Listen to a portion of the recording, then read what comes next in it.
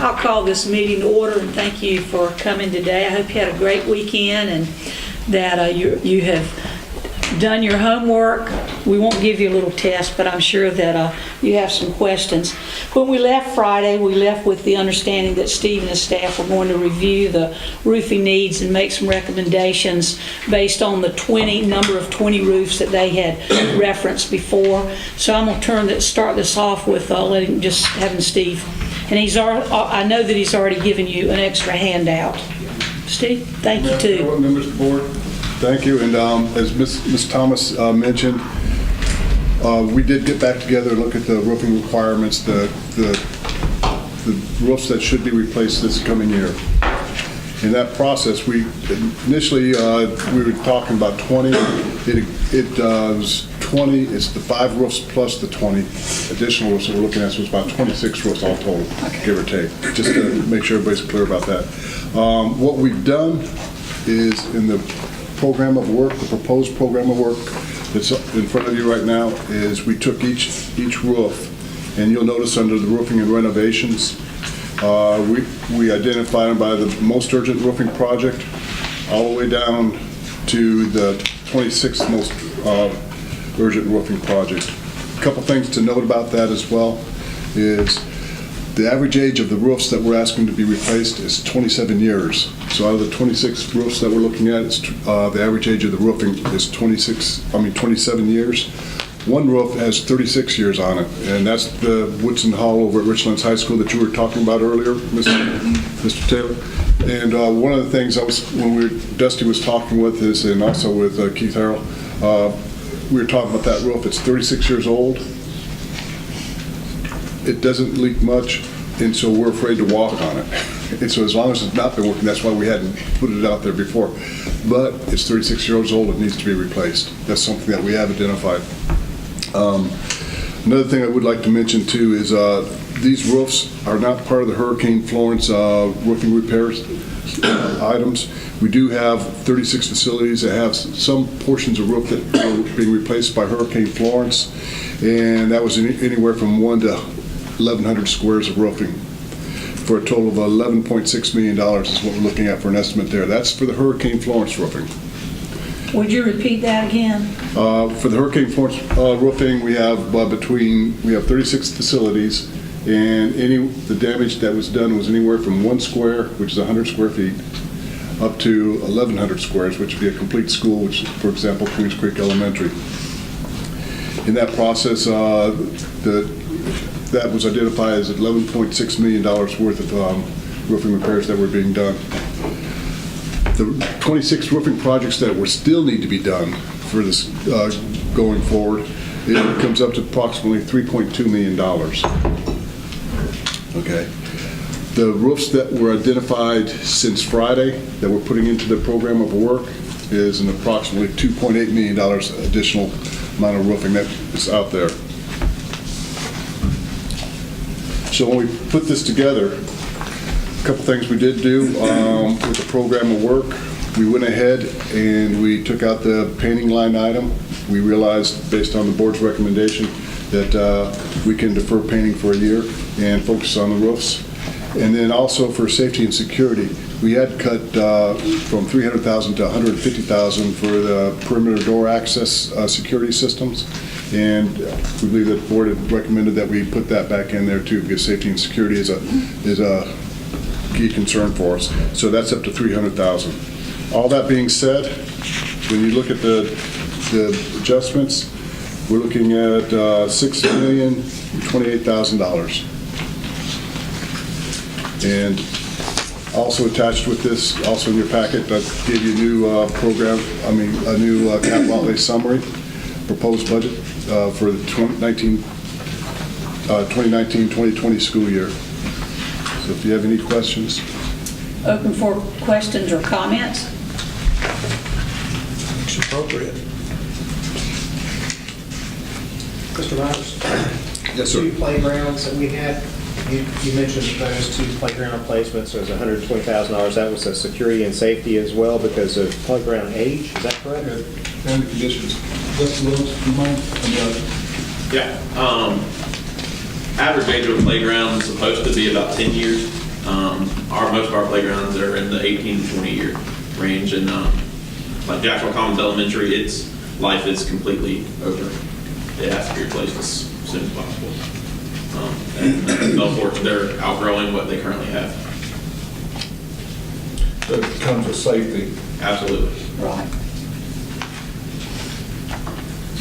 Will any of, in the paper, they talk about some money we'll be receiving. It doesn't look like a lot of money, and it was designated initially for playgrounds and that kind of thing, maybe damage more than replacement over its lifespan. Now with the hurricane, all those were taken care of. Okay. Because they were a hurricane. And Mr. Riddick, the other thing too, with the McKinney-Vento, transportation is probably would be incurred between $400,000 and $500,000 loss if it wasn't for this additional grant funding that's coming in. So that's where a lot of that money is going to be used to supplant. Yeah, I remember you mentioning that last week, so yeah, definitely. Other questions or comments? Okay. If you have any questions as you think, or we take a break, come back and we will certainly address it, because we want to make sure that all of us understand what's happening. And Madam Chair, just one thing. Thank you. In this list with roofing renovations, I appreciate the age of each roof being listed. So not only do we have prioritization of 1 through 26, but we can also show each roof the age of each one. That's helpful. Thank you. it is. Mr. Alleman, you're up next. All right. We have a... I got you.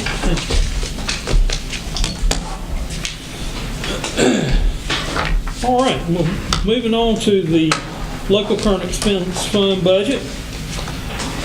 And just as a reminder, the local current expense fund budget, as opposed to the capital outlay budget, is to provide operating type of expenses. These are things that are either unfunded or underfunded from other funding sources. And some examples of things that are paid for in this area are in instructional support. You see we have positions for TAs and teachers and supplies, those type things in there. This is also where we pay for a portion of the certified supplement, comes from the local current expense fund. We have funds in there for exceptional children. We've talked about how the state inadequately funds the EC program. They cap their funding at 12.75% of the population, and we typically run north of 14.5%. So there are a lot of unfunded mandates there that we have to deal with. Technology and support. Our IT program, our one-to-one laptops, our laptops for teachers, all this technology is covered in there, as well as instructional technology facilitators to help teachers implement their curriculum in the classroom. The maintenance department, the state does not provide funding for the maintenance department, and judging by Dusty's face, you may say that we don't provide funding for the maintenance department. But we do the best we can there. Utilities, insurance, these are things that we don't get state funding for. Transportation, we do get the primary part of the transportation funds from the state. However, they don't provide enough to cover all the transportation costs. So there's additional costs for yellow bus to and from school that has to be paid from there, as well as the state provides no funding for activity bus type transportation. So we have that. Cultural arts and athletics, paying for our coaches, and reimburse the schools for referees that have to be paid.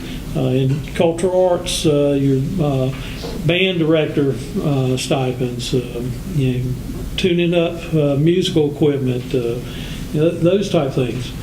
And other necessary operations. All of our academic enrichment programs. Everybody loves to go visit the schools because they have, programs there. Whether you're talking about math counts or academic derby, those type things. Other instructional type things such as AVID and APIB programs. Those type things are funded through here. So that's kind of giving you an example of the items that are funded through the local current expense fund. If you go in your booklet, the second section there, the part just after the PowerPoint, you see this with the pie chart on there, and this gives you kind of a breakdown of the various areas of funding.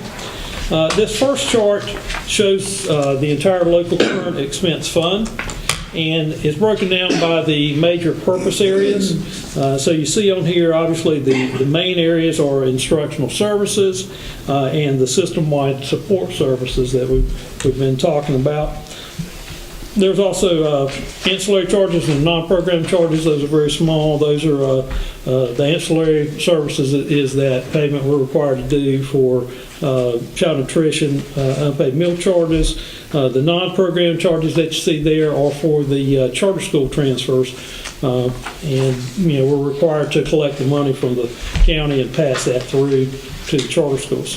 Turn the page. The instructional services portion of that is broken down into the major components of that.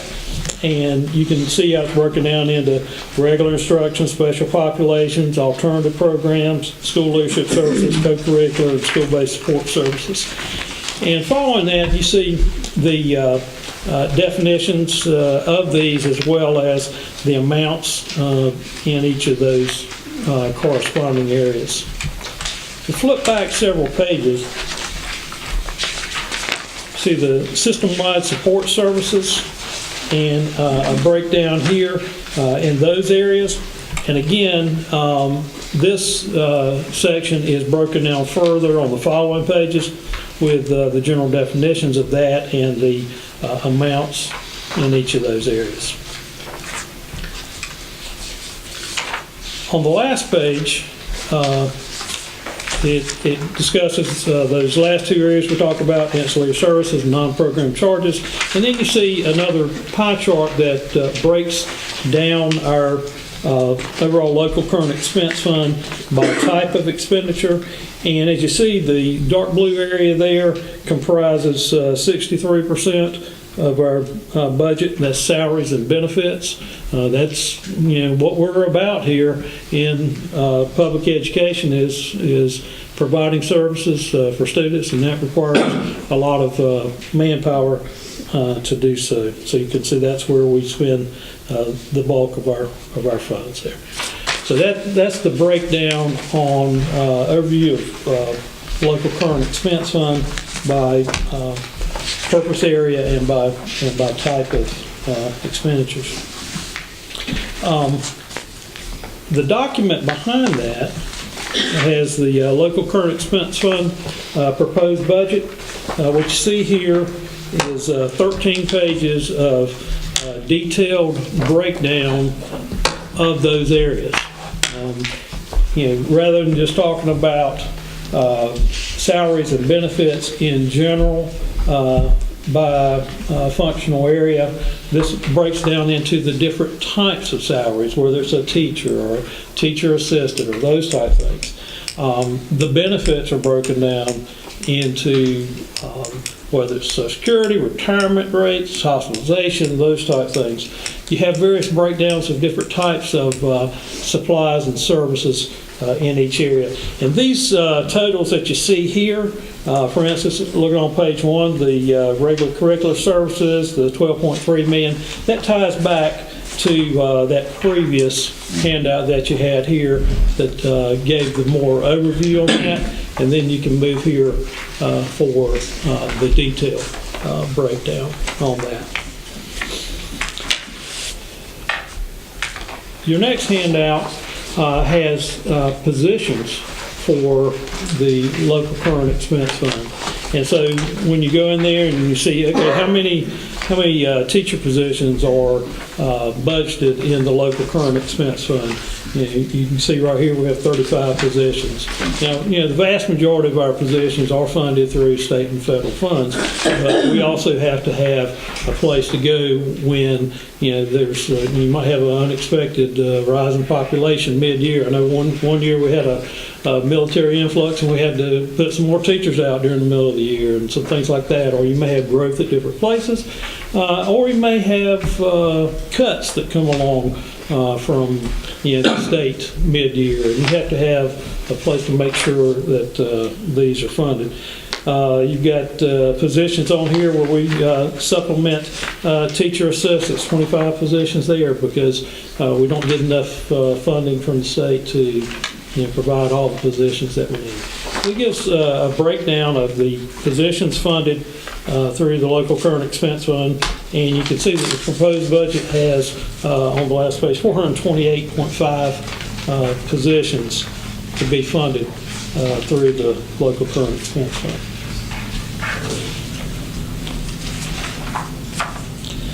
So that's an overview of what the local current expense fund does and how we go about doing that. Getting back to where this all starts, we are here for the budget workshop for this year's annual budget, ensuring that we meet all the legal deadlines for preparing this. As required, the superintendent's recommended budget must be submitted to the Board of Education by May 1st. And so between what you've received in capital outlay and now with the local current expense fund, we're fulfilling that. The superintendent is required to propose to the board a balanced budget given reasonable expectations and anticipation of revenues available. And that's what's being presented here. After the board's consideration, based on the board's approval, those budgets will be submitted to the Board of County Commissioners by the statutory deadline of May 15th. And the commissioners are required to adopt their budget by July 1. They typically do so sometime in June.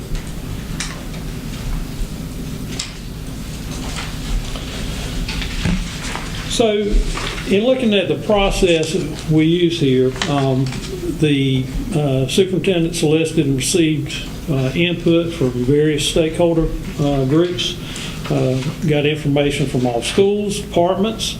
As you know, he has had some discussions with the Board of Education about trends he was seeing there through those discussions, as well as with teacher advisory groups, including the Teacher of the Year group, and various input that he's received throughout.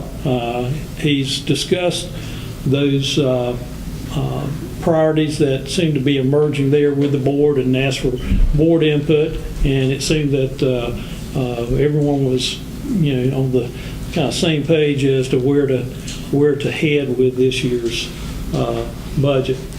However, after all these needs were collected by the departments, first reviewing their budgets to see what they could do within their budgets, and I have to tell you, they are pretty much accustomed to, hey, you're not getting an increase. You have to live within what you got, and so they have emerging needs, and they have to work as efficiently as possible to meet those needs, because they know that just doing continuation costs for salaries and benefits typically eats up any growth that we're receiving.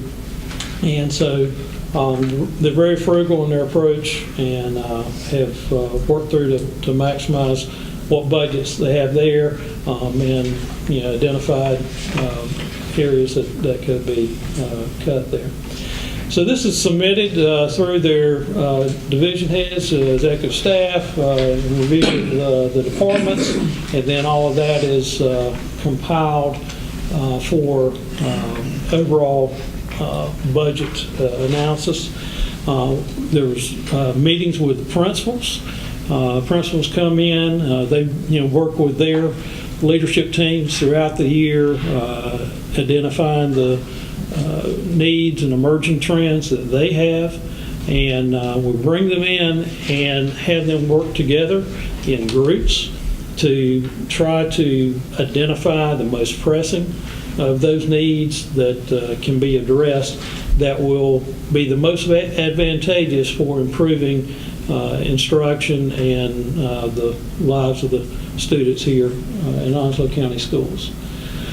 So all this is brought in together, and as you may imagine, the needs are great, and we'll look at those in a second. But those needs have to be considered in light of what may potentially be funded to cover the increased costs.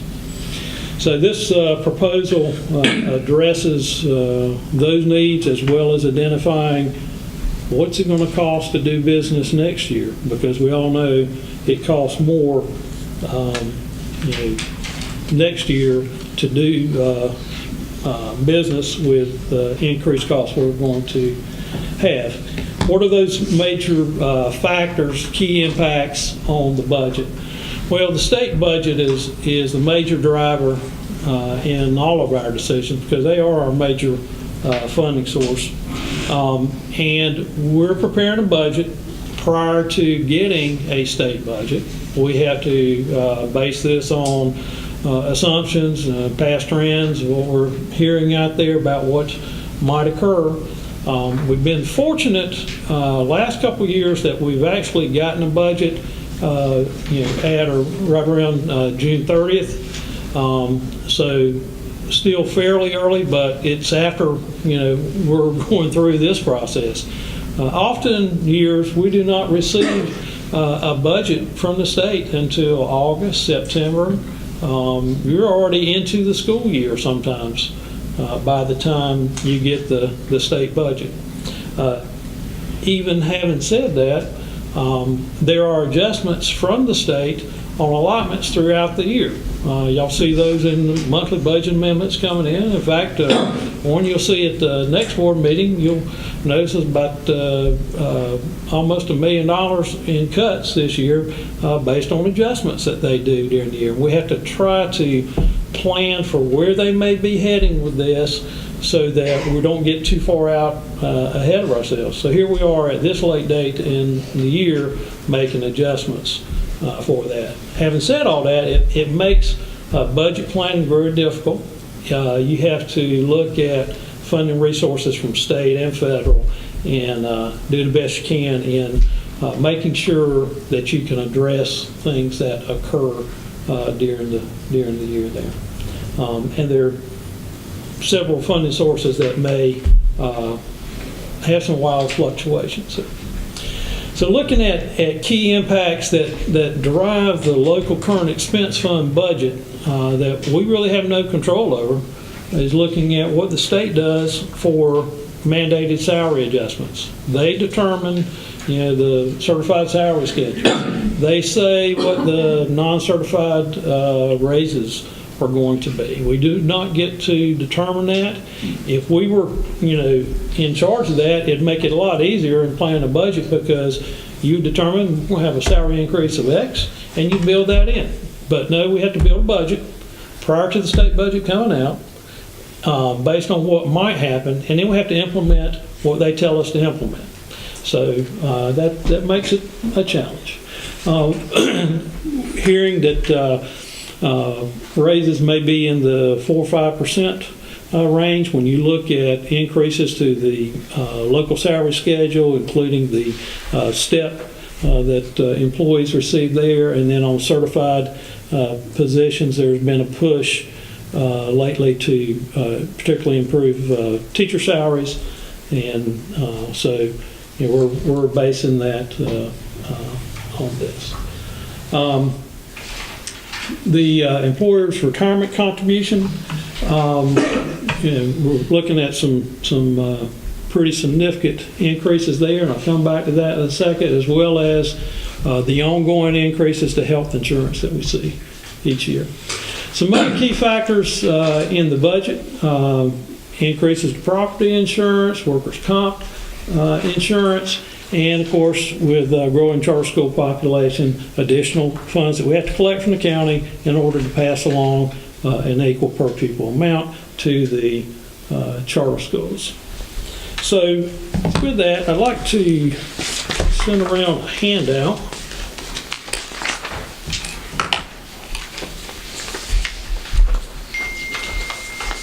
Can you pass those? Could you pass those on?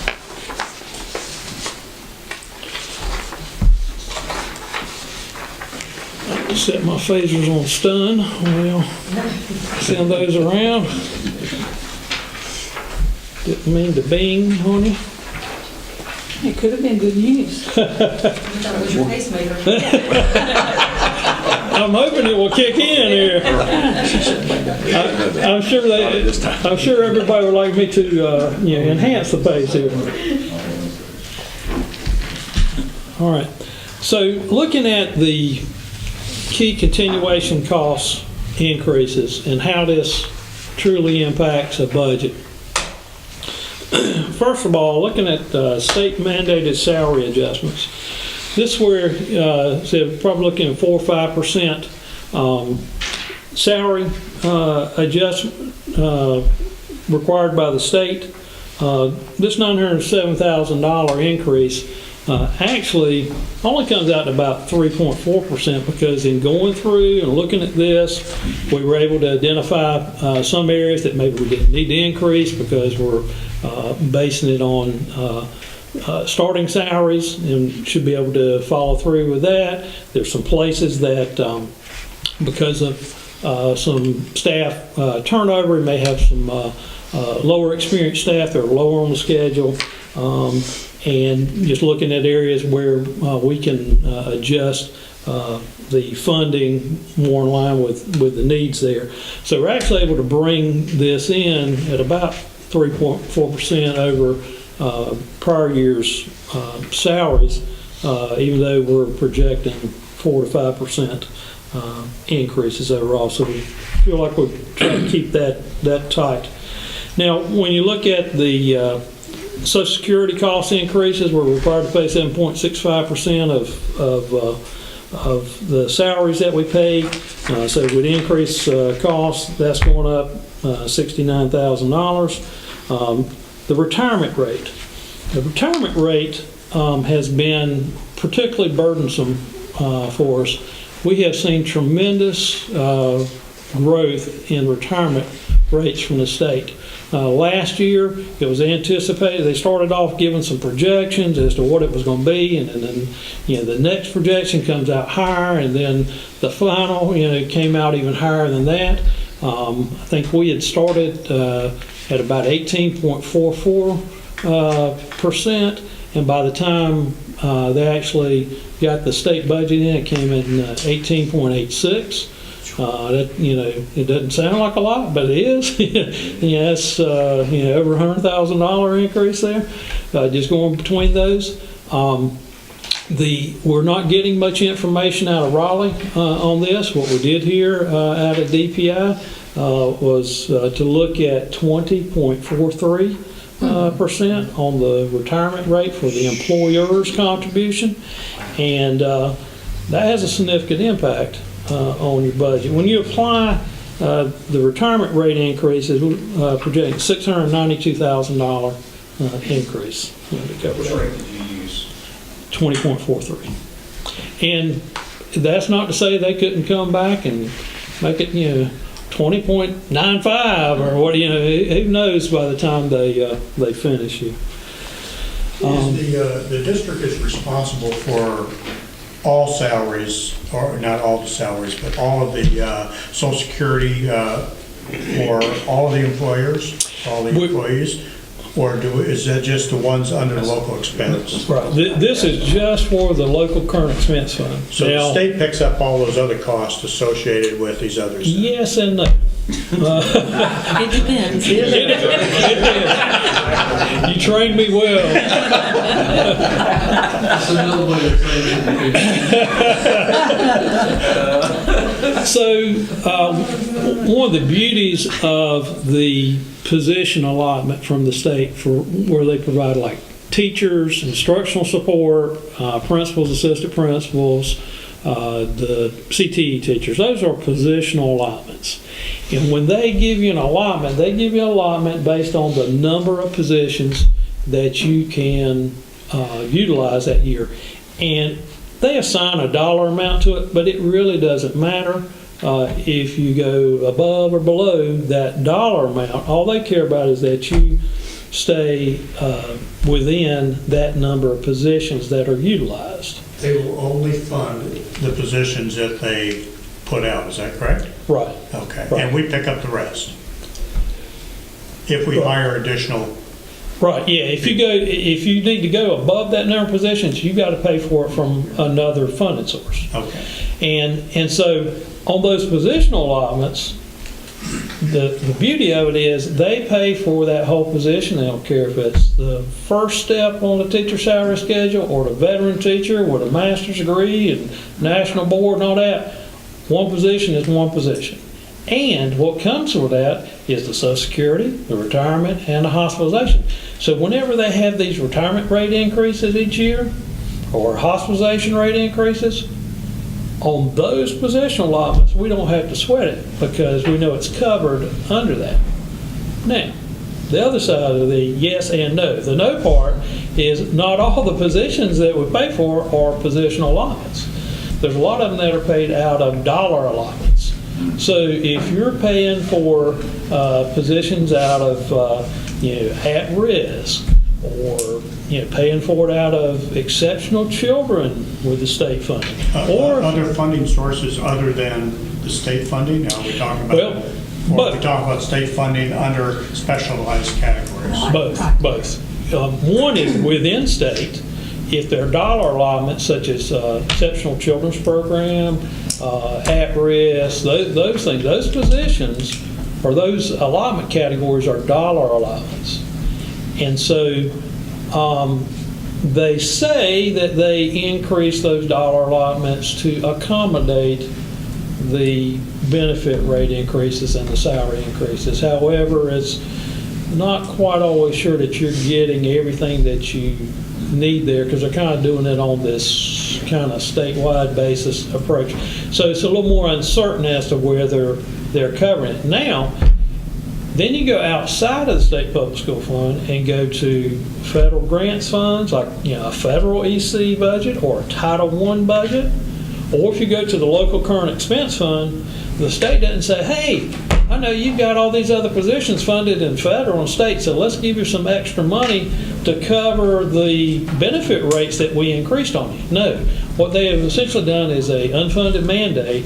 We're having to increase those salaries and federal programs and local current expense, but they're not giving you any money to match that. So that's why it starts eating into the local current expense budget, and that's why this is the major driving factor of every year's local current expense budget. By the time you factor in the salary increases and the mandated benefit increases, that pretty well eats up any kind of growth in revenue streams that you get just to be able to do what you did last year at this upcoming year's prices. So if I understand it correctly, then if we get Title I, Title IX money or another title, federal funding otherwise, they'll give us a certain amount of money based on our needs and our categories that we get those funding under. But we have to pick up the ancillary costs of Social Security, Medicare. We don't allocate that out to that program? We have to pick it up through that program. So let's say, In their budget. Yeah. In that It's in budget. their Let's say- budget. let's say- If we get $1 million under Title I fund, just as an Right. example, and we hire people to do Title I work for us. All three of those categories that we're talking about here are covered under that Title I funding. Right, they'll pay for it through Title I, but the problem is you had that $1 million this year, and you covered those salaries and benefits at this year's rate, and then next year, they give you $1 million, but now you got to cover the salaries and benefits at the higher year rate. The federal government doesn't say, oh, you're down in North Carolina, your state raised the retirement rates paid by the employer by this, so we'll add to your Title I funds. That doesn't happen. Your state raised the employer's contribution to the hospitalization fund, so we're going to give you some more money to cover that in Title I. That doesn't happen. So, And sometimes those federal funds come in less than they were the previous year. But we pay a pro-rata share of that then, out of that. The federal funds pick up part of it. We end up through the local expense budget having to pick up the slack. we actually pay for it through that fund. If the salary's paid from that fund, then those benefits are paid from the fund. But what can happen is, let's say now, because the costs are higher, they can't afford to staff it at that level. Well, then you either have to staff at a lower level, or you have to find, local or other funding that could fund that. But typically, they just have to cut back and, do more with less. Yeah, Now, we do get some indirect costs, but it's certainly not very much. Right. We do allocate that to the programs. All right, so that's salaries and health insurance. I think they're capped at a 4% increase, so you can most assuredly expect to see a 4% increase there. So altogether, salaries and benefits, you see about $1.8 million increase just to do business next year, like we did this year. Costing more to do the same. Some other key factors on continuation costs: property insurance going up about $67,000, and workers' compensation insurance about $81,000. So you can see between those two items alone, $148,000 increase. This combined with the salaries and benefits, the key items of continuation cost increase, a little over $1.9 million. But don't forget, we have to pass on to charter schools the per pupil share to them on an equal amount, and so based on the increased funding and looking at the growth that we've had in charter schools over the last year, anticipate an additional $78,000 that we have to get through our appropriation in order to be able to pass that on to the charter schools that provide services for Onslow County students. So adding that in, you're actually over $2 million just in continuation costs. If we were to do nothing different next year in terms of trying to meet the emerging needs that we're going to get into in a minute, if we did none of that, over $2 million just to kind of tread water.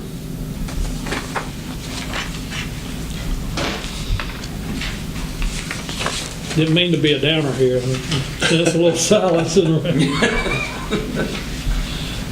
All right. Next, I want to get into some of the major areas of needs that have been identified and the main areas there. So we're going to move into, at this point, actually giving you a break from listening to me. You'll appreciate that. And we're going to move into some departmental reviews of some of the main areas that have been identified and methods to address that. And I know y'all have already started getting some previews on this, but just want to follow through with some additional information there. Let me just hit the clicker. So we'll move into instructional services. So I'm just going to highlight the expansion request for instructional services. of $261,000 to extend the math curriculum of Ready and iReady, which currently is being implemented in K-5. This is year 1, and next year extending that to grades 6 through 8. And then the following year, hopefully, you'll see an expansion request for 9 through 12. In summary, that's giving us 3 years to implement a math curriculum K-12. We'll remind the board that when the basic education plan was passed for the state of North Carolina years ago, we were on a 5-year rotation cycle for each content area. So 1 year would be math K-12, the next year would be ELA K-12, science K-12, social studies, and then all of your electives and other courses. So every 5 years, you got new resources. It's taking us 3 years right now to implement a resource for K-12 in mathematics. Included in the chart, you'll see a little bit of data. I have many more statistics if you ever are interested in those about the reason that math is a priority for us. You'll see on the chart at the bottom that our pre-ACT test that our 10th graders take, then the ACT gives us statistics on the probability of students meeting the benchmark score in mathematics when they take the ACT in 11th grade. That benchmark is a 22 on the ACT. And you can see on this, that on the far right of that graph, that 22% of our students are predicted to meet that benchmark in mathematics. And in the far left, you'll see that over 60-some% of our students have less than a 25% probability of meeting that benchmark in mathematics. We know that that is not a high school issue, that is a K-12 issue. And so that's been our focus beginning with K-5 last year. The resources that have been selected are the highest ranking math curriculum. It's aligned directly to the North Carolina standards. It is a rigorous curriculum. It consists, it's a blended learning approach, so there is a technology component to it, and then there's also text and resources for teachers involved in that as well. So you'll hear us talk about iReady, and if you think of iReady like iPad or iPhone, iReady is the online instructional part of the program. Ready is the regular book part, which is what we call the core instruction part. iReady gives the students have a diagnostic at the beginning of the year, and then they work at their personalized pathway. So if Steve and I are both in 5th grade and Steve's working at a 7th grade level and I'm working at a 3rd grade level, we're spending about 45 minutes a week instructionally on that program, and Steve's working at his level, I'm working at my level. If I'm struggling with something in the classroom, the teacher can also go in and set it so that I can get extra help on the concept we're learning in the classroom at that time. You have a diagnostic at beginning of the year, middle of the year, and end of the year that shows us how much growth both students are making towards being on grade level as well. The core instruction part is the first, we call core instruction, the first instruction students get every day. All students get core instruction. And what you want, your core instruction should be meeting about 80% of your students' needs. And then you intervene with the additional 20%. Right now we're at about 52% in 3 through 8th grade of being grade level proficient, scoring a level 3 or above.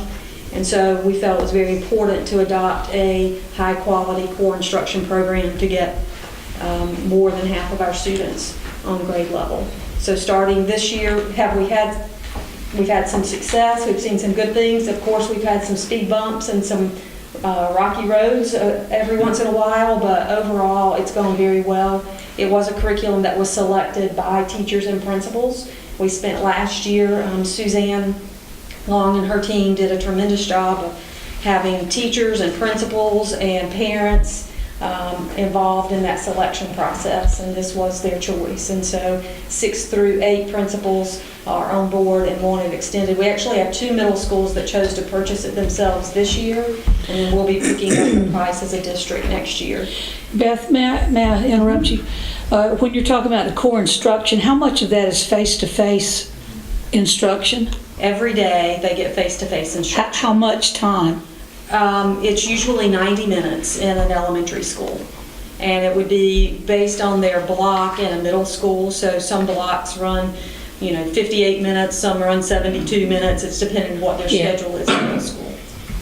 That program, I'm familiar, a little familiar with iReady. My grandchildren in Johnston County, they use iReady, and the reports are really quite good. I think you can really tell as a parent, I think most parents can look at that report and get a good idea of where their child is. So you just mentioned something that's probably a concern not only here but everywhere, is this business, particularly in middle school. Some of the blocks, instructional blocks, are just not conducive to extended instruction. I wonder if, it's going to be a slow process. I wonder if we can continue to look at that situation.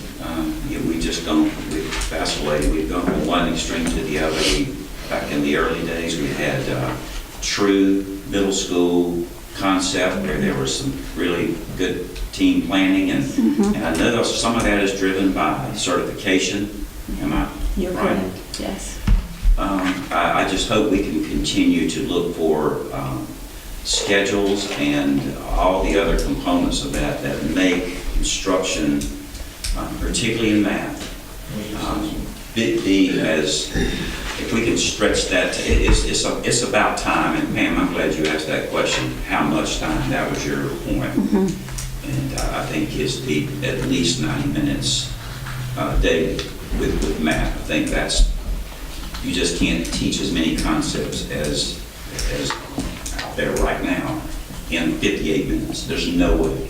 So I'm hoping that we can move in that general direction and I think getting more instructional minutes, you'll always hear me pushing for more instructional time versus less instructional time, because I believe we need more, whether it's daily or annually, et cetera. the more we chop up the day, Right. kids moving, walking up and down hallways, and We need to try to eliminate training. And I will just also say on behalf of our schools, many of them have squeezed in and enrichment or intervention time during the day, so the students who need additional help. But that also comes at a cost because it shortens your other blocks in order to create an intervention time during the day. But there are trade-offs for that.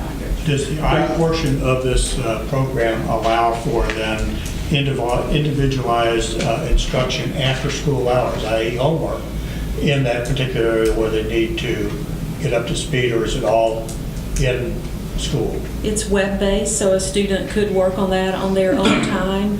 You said they could, but is it part of the curricula that they have to as homework if they're behind? Or if they need Usually to- their homework is based on their grade level standards that they're working on day to day with the teacher in the direct instruction. Okay. And so that's usually their assigned homework. Beth, I know that all of us are real interested in the instructional side of it, and I don't want us to belabor that because we are here for the budget. Tell me though, or tell all of us, the snag that you had, or if you had a snag with Florence coming in and getting this really started and ingrained and on, where you should be. Right. So thank you for asking that question. Of course, we've dealt with, as a district, delays because of Hurricane Florence and missing the number of instructional days. But if you remember, we were only in school for 10 days before the hurricane came, and this was a new adoption. So this materials were just being introduced to students in schools, and then 10 days later the hurricane. And so yes, we have missed quite a bit of instructional time for this. We did look at our middle of the year diagnostic results, showed that we've met about 60% of our growth for the year. It's actually 66% of our growth, which was a little higher than it was excellent. Now, when you dig down deep into that, that doesn't mean every student's meeting that. You've got some students that have met 120% of their growth and others. So the other thing, when you have an issue like hurricane or a crisis like a hurricane, some things that were front burner get put to the back burner for a while. And so we probably have not gotten as far along in our implementation this year as we would like to have in year one. But it has been a very positive implementation. Our Title I elementary schools have a halftime coach that has been a literacy coach in the past. Remember, each school halftime, and I believe we talked about last week, even though Dixon's not Title I, when you have 11 or 14 kindergarten classrooms, you multiply that times 6th grade levels, you've got a halftime person helping with literacy and math at our elementary schools. And so we added math to their plate this year to help with this implementation.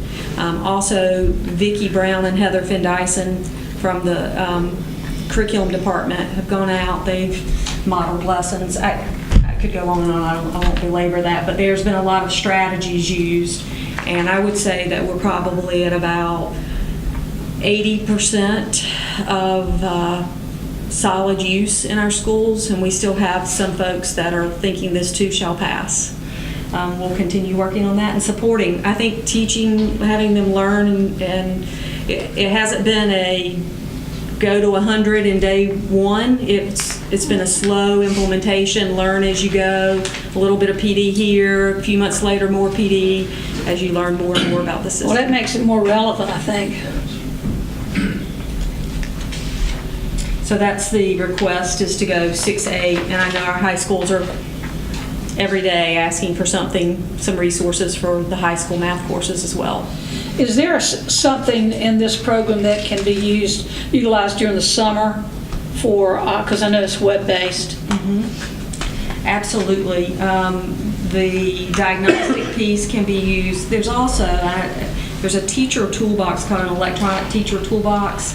The nice thing about this adoption is, for example, if you're teaching a concept today and you need to extend it for students who've already gotten it, in the teacher toolbox, that's already planned for you, how to extend it. If you need to scaffold it and break it down for students who aren't getting it, those are already there. So there's already interventions put in place and planned for teachers if they use those. And so a lot of that could be used in the summer as well. And this will give more historical data at our fingertips. We have a lot of data right now that's very useful for us. And it's the results of the diagnostics are highly correlated with the results on EOG. So I think we're at a better place at our individual schools and with our teachers of knowing which students are projected to be on grade level on the EOG based on the data we've gotten from this system. How much of the core instruction is dedicated to FaceTime text, textbooks and such?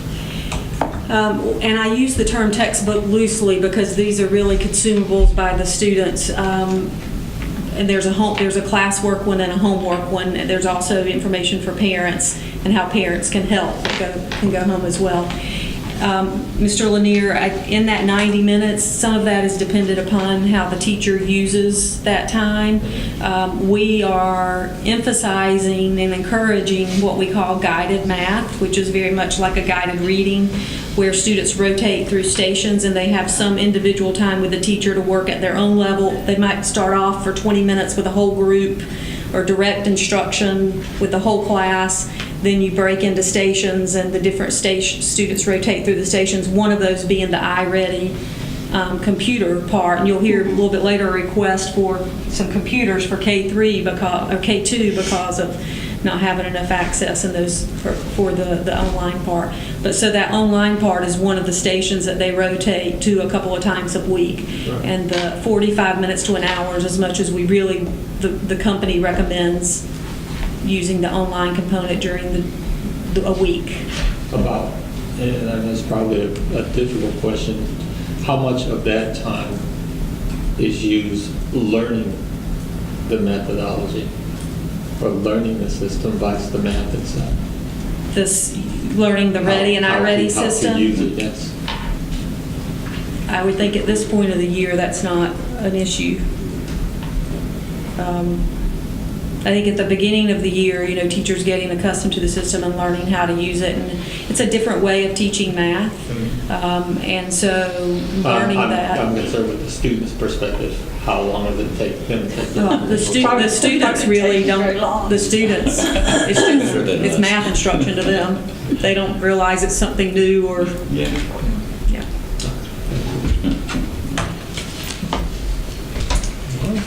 Thank you, Dr. Carter. Apologize for being so long-winded. No, I mean, that's No, you weren't. what we're doing. I'm passionate about it, if you can tell. Well, the discussion today is not just about, the nuts and bolts of what's driving this and continuation costs, but also what we need to do next year to improve instruction and educational opportunities for our students. So it's important to, outline these expansion items that are being requested. We're not going to go into that level of detail on everything that was requested because that would take quite a while, but you might see the ones that are being discussed here appear again later in the program. So a little foreshadowing there for you. How about that for a little? Not bad for our county, throwing a literary term. Thank you. All right, next we'll move into human resources and student services review. So Dr. Korenik. Thank you. I'll just continue on Dr. Folger's theme and the identified theme of the board and the superintendent to focus on mathematics. And as we've talked a little bit about in a prior workshop, elementary education majors typically only complete one or maybe two mathematics courses in their college prep program. And a foundation in fundamental mathematical concepts is necessary for later, more sophisticated mathematical thinking that's required of these students. So we want to encourage our elementary mathematics teachers to complete additional college coursework that's designed for them to improve their mathematical content knowledge. The funds that are asked for in the budget this year would be to pay tuition expenses for these courses. The first course would be Math 6058, Number Systems and Operations in K-5 Mathematical Tasks. It should be noted that with this particular item, this would be a multi-year commitment for us to continue to pay for the courses and to pay the teachers who complete the sequence a bonus, which is projected to be in the 21-22 school year. So we do have this set up. We're ready to go to get this launched and start in the fall of 2019. Our partner ECU is waiting to hear from us about a go forward. The original idea was these 6 courses. They are online courses, but ECU is also willing to commit to some face-to-face work. I think sometimes reluctant mathematicians are nervous about a completely online course. Are you talking about me? No, I'm just saying you probably know some. And so if the teachers who elect to take us up on this offer want that, ECU's prepared to offer it. There are 6 courses to be off starting in fall 2019, a course in spring 2020, a summer course, and so it would be a 2-year commitment. If the teachers that when we launch this and meet with them, if they are willing and interested in a 12-course sequence that actually would be a master's degree in elementary mathematics, then we're certainly interested in also encouraging that. So the 6 courses, the original 6, we have a schedule lined up for 1 course per college semester. And at the end of that, the teachers would be eligible to add an area to their teaching license that is a specialist in elementary mathematics. They could go on and take the other 6 courses and earn the master's degree. We also have an option where if our group is gung-ho and wants to do 2 classes a semester, they could actually finish the master's degree in this time. So those are questions that kind of remain to be seen when we launch this and start talking with the teachers who are willing to participate. So at no point would the teachers be paying for this, but the school system? It is our intention to pay the tuition costs for the teachers. Fundamentally, I have no issue with this preliminary study that we're going to do. Long-term, I object to the fact that our school system's going to pay for a master's degree for an employee, number one.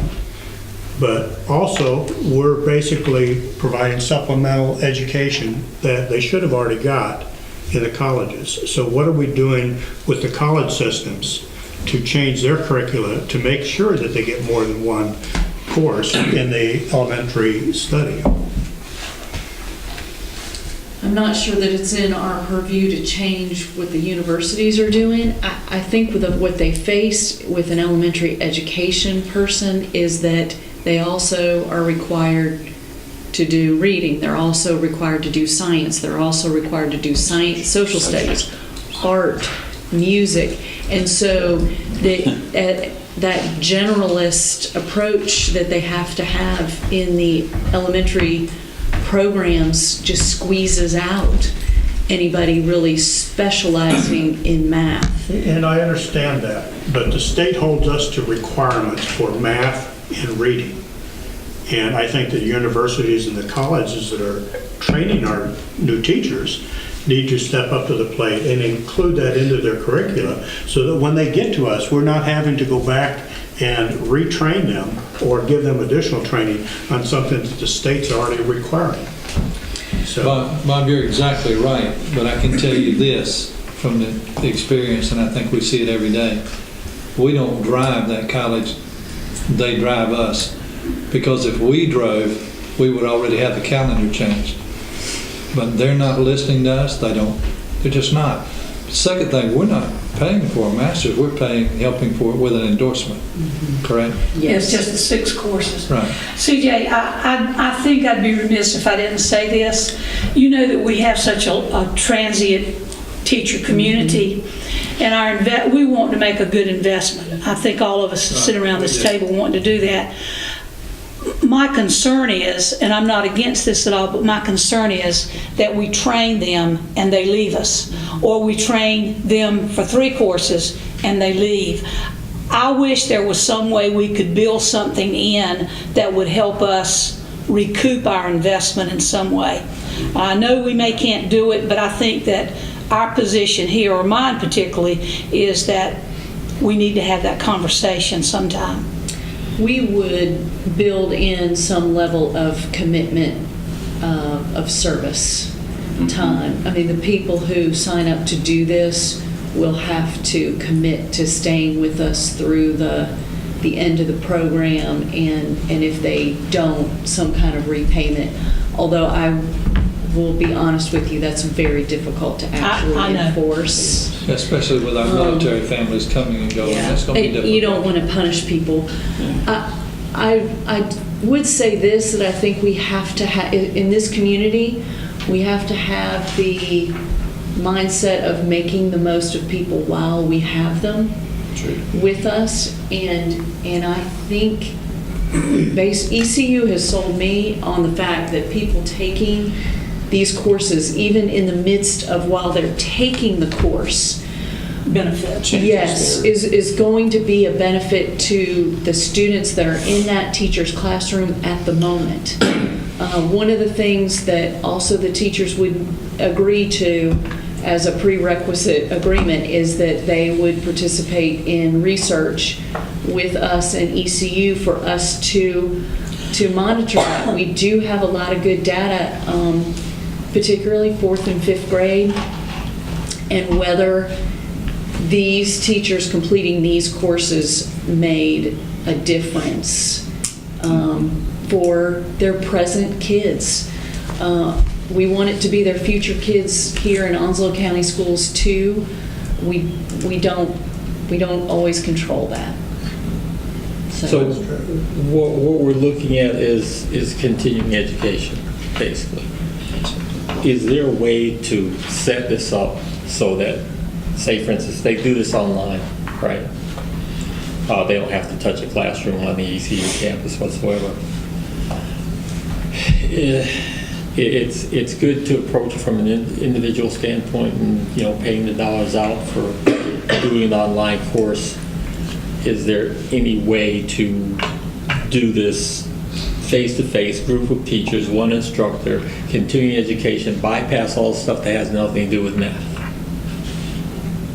and just make it totally just a continuum on what they need to learn going forward? They get the credentialing and they just keep moving. If it were done that way, it would really reduce the cost. It's like, say, the insurance industry. You have to do continuing education to stay current with various things.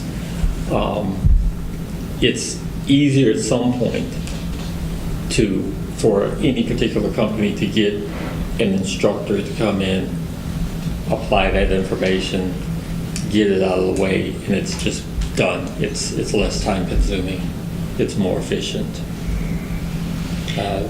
So you're talking about doing like a workshop instead of a course? Mm-hmm. But these are all methodology classes Right. that they will be taking. That's a lot different than a refresher course or just taking a staff development class. I would Right. say we don't have the capacity to do that ourselves without a university partner to offer what we're talking about here, which is college level, not just a 10-hour workshop.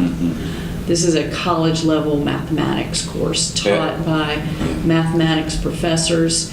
And this is, there has to be something in it for the teacher to do this, to spend this time in the evening taking these courses, which is why we're saying we need to pay for it. Because, the 6 courses, if they completed those, could lead to a master's degree. Right now, the state doesn't recognize a master's degree for a teacher. This would be a lot more the intensive than just after-school workshop. If they want to do this, if they want to add the credentialing to their license, they've got to have 6 college courses. Yeah, and I think all of us know a 10-hour drive-by is no way to change the culture of a classroom or the pedagogy of a classroom. I'm sick and tired. I've seen it, Suzanne. You can't go in and offer teachers 3 or 6 or 10 hours and say, now go forth and change your habits and change the way you. No, it takes sustained. It takes sustained kind of instruction and experiences. I just don't. The reason I approach it that way is because I come from a whole different universe where that type of instruction, it locks in and it carries forward.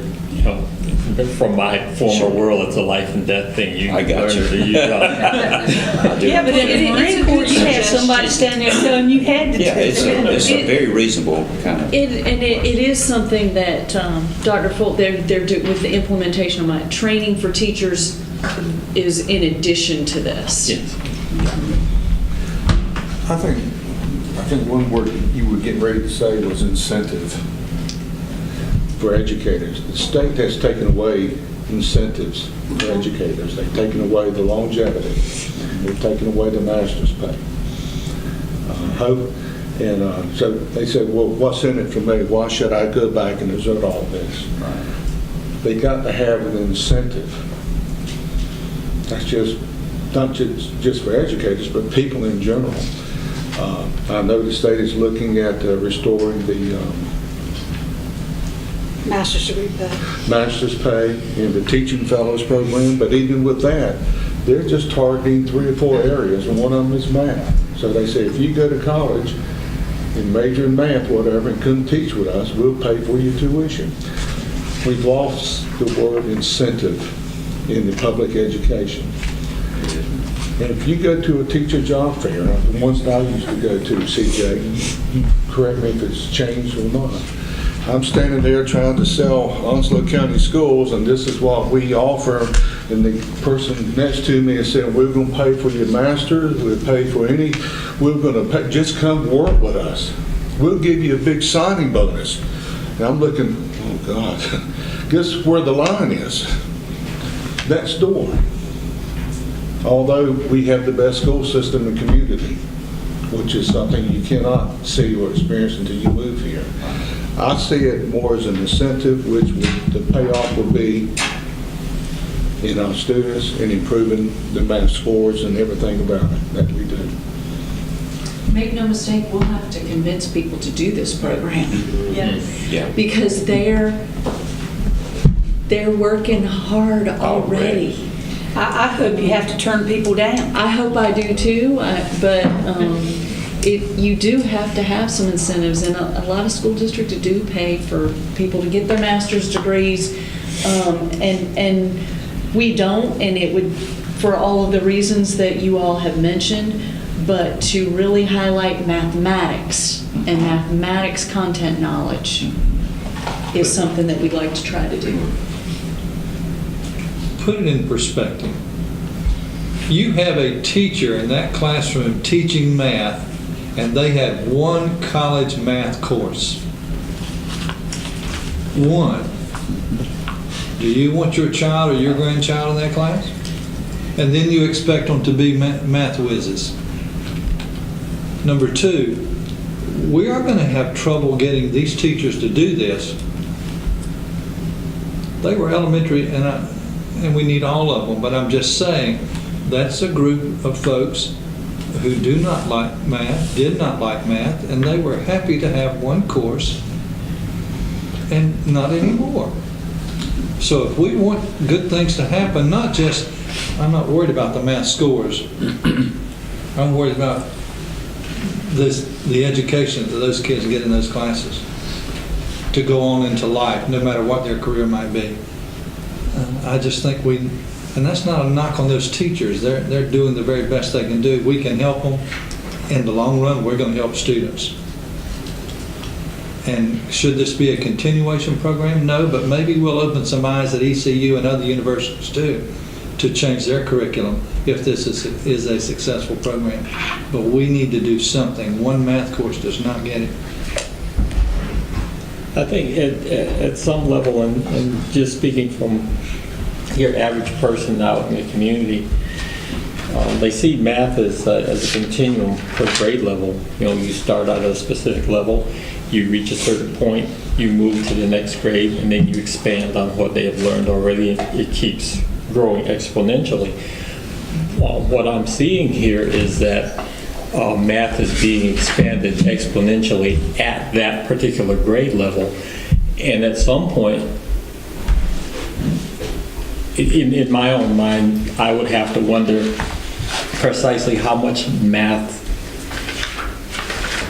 acuity does a fourth grader require before he goes to the next level,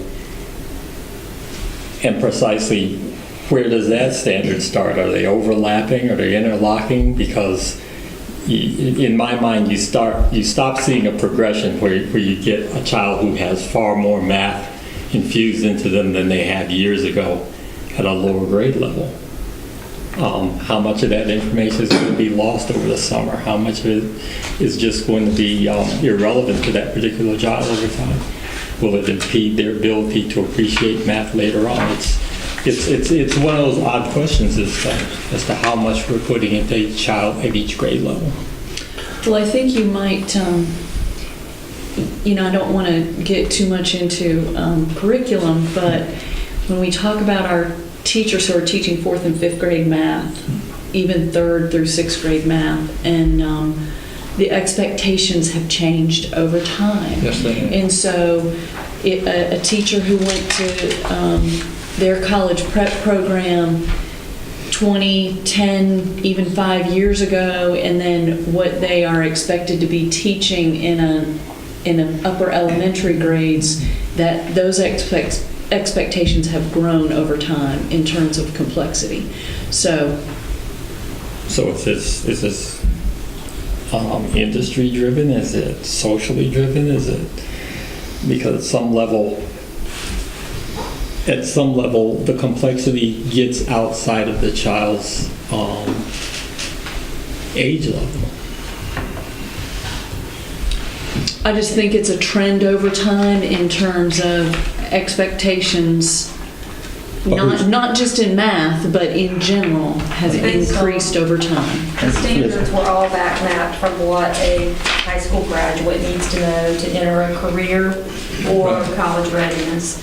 So they started with those skills and then back mapped it all the way back to kindergarten and what you needed to know each year to accumulate that knowledge by the end of your high school career. Well, actually, those things are defined by the standard course of study, which I think is out of our control.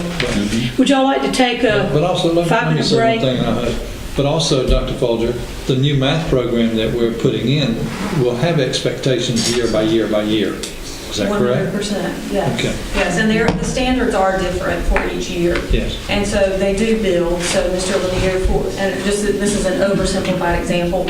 You might have 2-digit multiplication one year. The next year you go to 3-digit multiplication.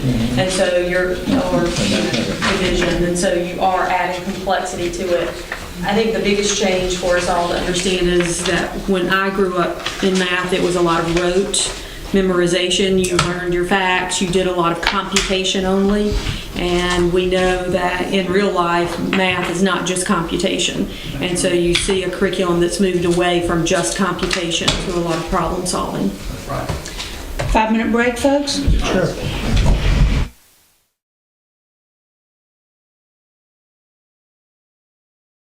Themes by the superintendent and the board is to address mental health concerns within the school system. At the April 12th board workshop, we identified that our student services personnel in the school are engaging with an ever-increasing number of students who are struggling with mental health issues.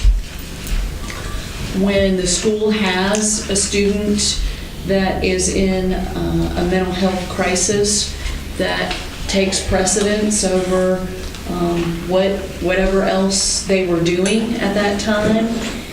At this point, school social workers each have 3 schools, and so if there's a mental health crisis occurring at a site, that typically falls to the school counselor to deal with that immediate situation.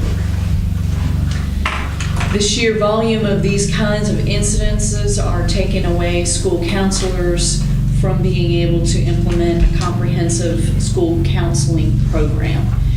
So our hopes in adding additional school social workers would be to have a school social worker assigned to each high school, and because that's where we think the greatest need is, and we also think that's where the greatest need is to have our counselors available to implement a full-service school counseling program, particularly in helping students with career and post-secondary counseling services.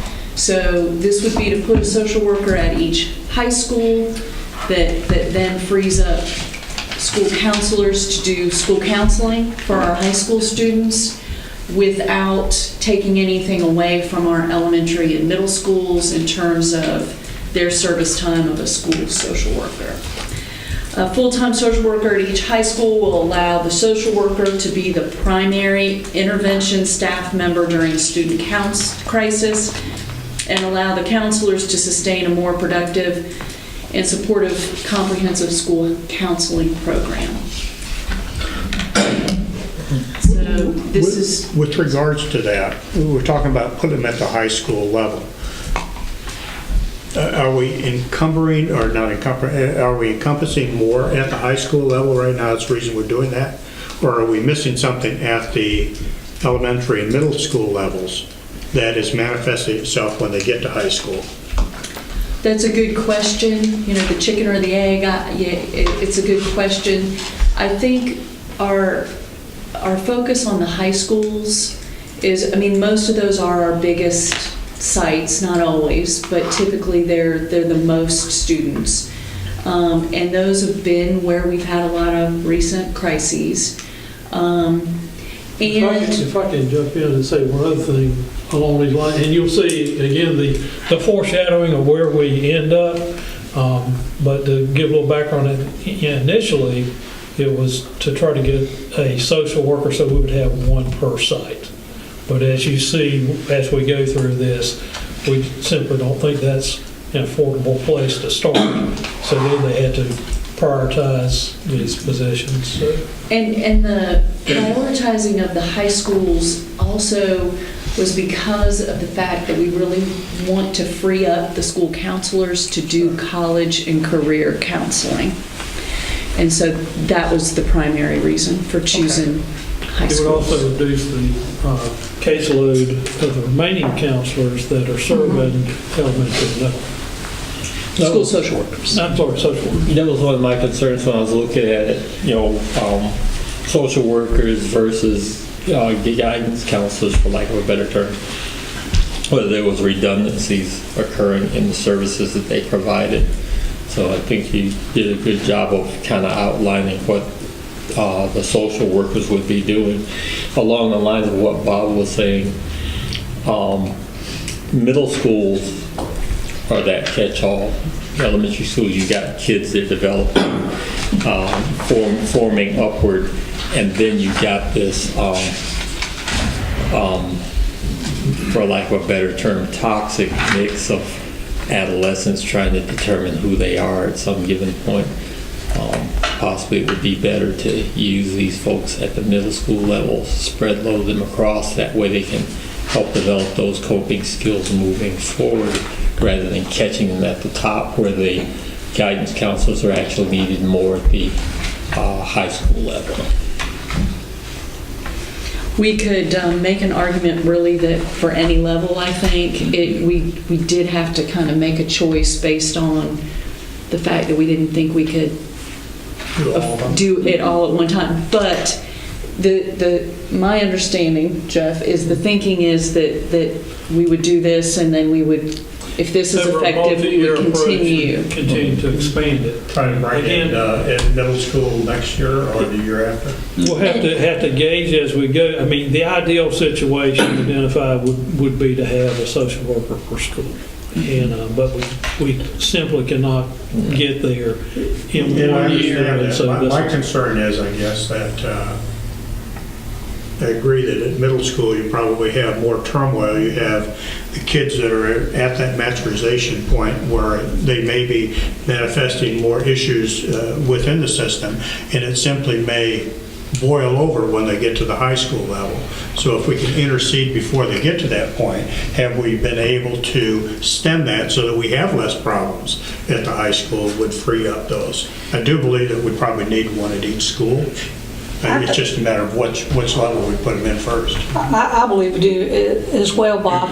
I would think, though, that in middle school, you have a closer community of relationship with your teachers because you're more invested in team approaches than you are at the high school level. And so I think more attention is probably paid to that particular avenue of the students. So I could live with it being at the high school level. Well, and we would be increasing, we wouldn't be reducing anything in our elementary and middle schools. We'll actually have a little more service time for everybody by doing this, because our current school social workers won't have to be shared at a high school site. They will, and I think that's a benefit too, of instead of having a school social worker that maybe has an elementary and a middle school and a high school, we'll be able to be a little more strategic about maybe only shared at middle schools to focus on those particular issues. Well, they'll know their students better. Right, and again, counselors, I think, are stretched so thin at the high school level where we really see a need with career and college counseling is what we were hoping to free them up by putting these social workers. And frankly, it would be great if there was enough money to put a school social worker at every site in 1 year, but it'd be difficult to then fill the positions. If we were creating that many new positions all at one time, it really does need to be a phase-in situation so that we can hire the best people for these jobs. I think the conversation is there. We certainly probably need one at every school, but I think it's a good start at the high school because now it's a win-win situation. The social worker doing A, B, C. Now the counselors are also free to do many things that they haven't been able to do as counselors because now they're helping with testing, they're helping do the work of social workers, work with graduation requirements and scholarships and all that. So it's a win-win situation. And I hope we would continue to push that year to year so we could have one at every school. Do I understand that 3 high schools already have a dedicated social worker? No. Because I read that we're adding 4 social workers. If you don't mind holding that question for a little later in the program, I won't give away the punchline yet. But there's I'm going to walk through a later process of needs that have been identified, the most important needs, and you'll see nearly all of those go away, and then how we kind of step this thing down to where this wound up, so we're kind of jumping ahead to the final recommendation. If it's okay to hold the question to then, we'll do it. If not, I'll go ahead and go through that now. So every high school gets its own dedicated social worker? In this proposal for next school year. Okay. Yes. I'm just going to add, I agree it's a very good starting point. It doesn't begin, the thoughts of suicide certainly don't begin at the high school. But I also think about the students who are looking at dropping out, where this social worker can devote more time to them. Although we have a very high graduation rate, but still those kids who are potentially looking at dropping out and may have symptoms of suicide. So the more attention given to them, the better. So, but it's beginning, and hopefully one day we can get our needs and our wants and everything all at one time. So we'll see. CJ, just one question about credentialing. What is there, because I know that there's so many different credentials with social work. What are we going to hire? So, great question. The folks for these positions would have to have a minimum of a bachelor's degree in social work. They would have to become licensed as a school social worker.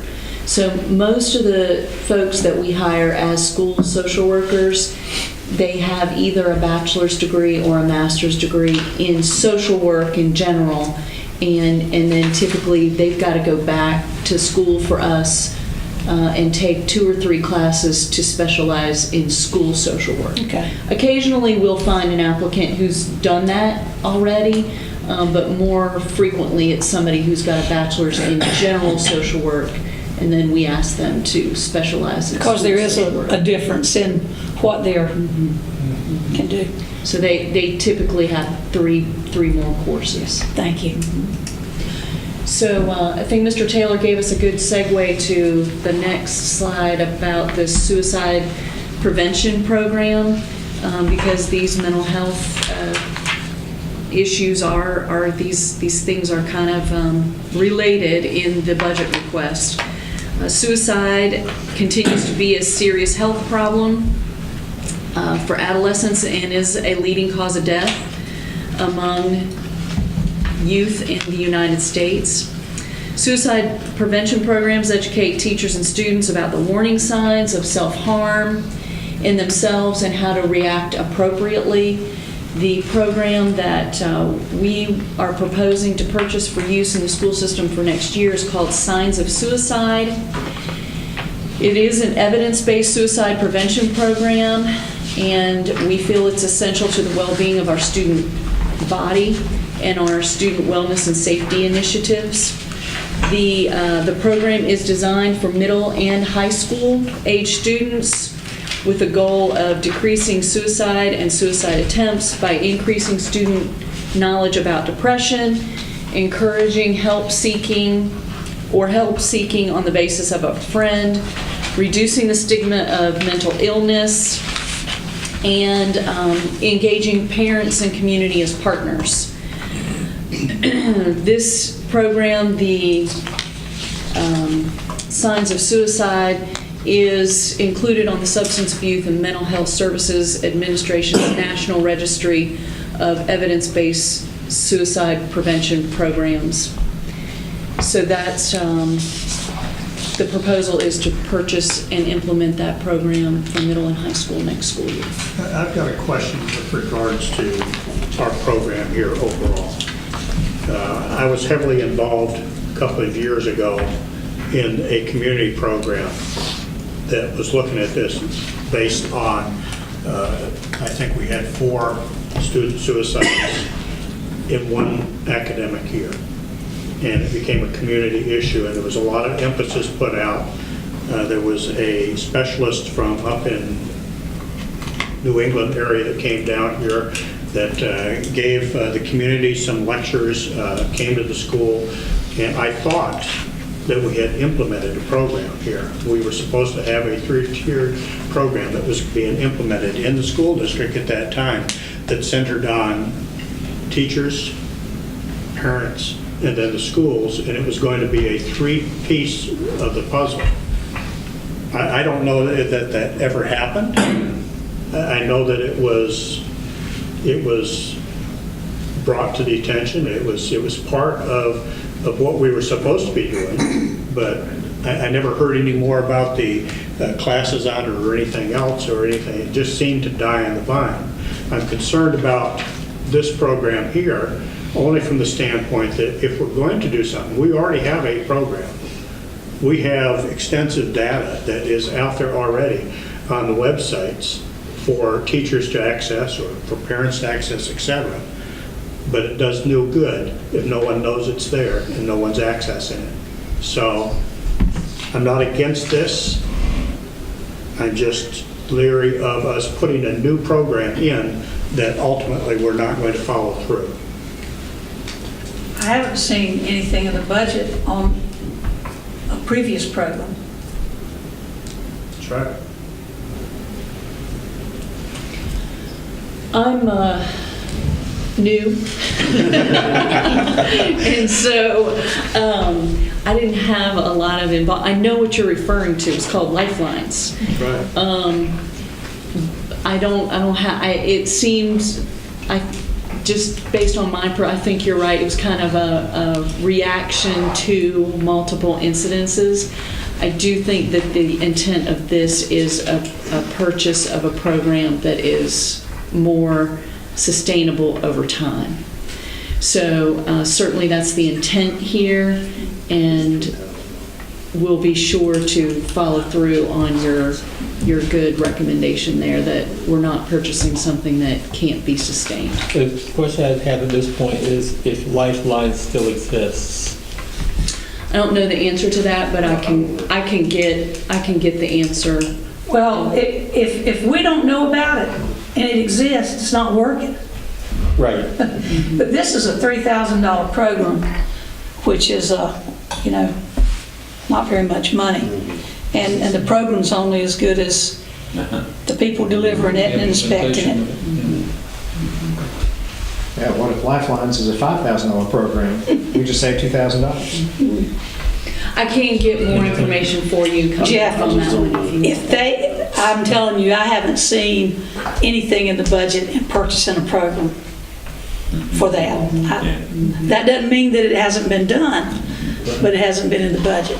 And if it wasn't done, it was not implemented on a large enough scale that the community was aware of it. And that's what we need, is community awareness of this.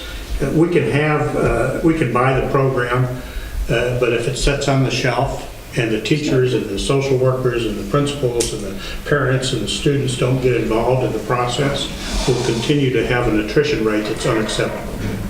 And the social work is different, say, for instance, social workers working with DSS and in-school social workers, but is there a link here to DSS resources? In this program? Yes. Well, it encourages community partnerships, so certainly there would be. And if we do add additional social workers, then they would certainly be key in implementing this program. CJ, I assume a portion of this is directed at teachers, learning the signs, understanding those kind of things. And students. And the students. Learning the signs and being encouraged to ask for help or to ask for help on behalf of somebody. Right. Well, thank you for considering the program. I think it's worthwhile. Right, and your comments are noted. The last item that is, again, in this theme of mental health for students is to add a position for a school psychologist dedicated to non-exceptional children's students. Currently, all of our school psychologist positions are funded by and committed to the EC department. And their exclusive role is to administer the extensive tests that are required to identify students with exceptionalities. That takes all of their time. And so this would be a position specifically not part of EC funding in order to have a school psychologist who is dedicated to those kinds of issues in the non-EC student population. So when you pay for a position out of EC funds, those positions then have to be dedicated to serving only EC students, and so that there is no school psychologist that is not paid through EC funds. How will this be implemented? It will be a position at the school headquarters here, or a roving psychologist that goes, and how will students that need the services get referred into the system? We've got 27,000 students pretty quickly, one psychologist. Right. Well, again, it is the thinking of the right, a drop in the bucket, right? But to do more than one in a year, first of all, again, these are difficult positions to fill, and to fund more than you have to just take little bites to get something started. So the thinking would be, and it probably would be based out of the central office, but not necessarily, could be wherever there's office space, frankly. But the schools and the principals are dealing with students with extreme behaviors. And some of those behaviors are related to a diagnosis that is an exceptional children's related situation. But some of them aren't. And so those students and families can't tap into EC student services. So the thinking here is a resource person that would take referrals from schools when it is a non-EC students that are exhibiting those kinds of behaviors that are disruptive to the classroom and the school environment. So their office may be here, but they would be mostly out in the field? Yes, absolutely. How will they interrelate, or how will this position interrelate with the current service provider that we have for the school district? For mental health services? Yes. I don't know the answer to that question at this point, although certainly there would be that communication and coordination with any services that are currently available that are mostly serving the EC student population. Okay, thank you. All right. Okay. I think we are moving on to operations. Mhm. Did you miss me?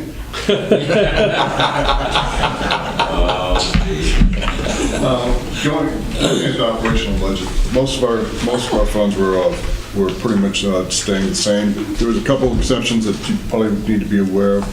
One item I didn't put on the slide. Safety, doing the safety and security. Right.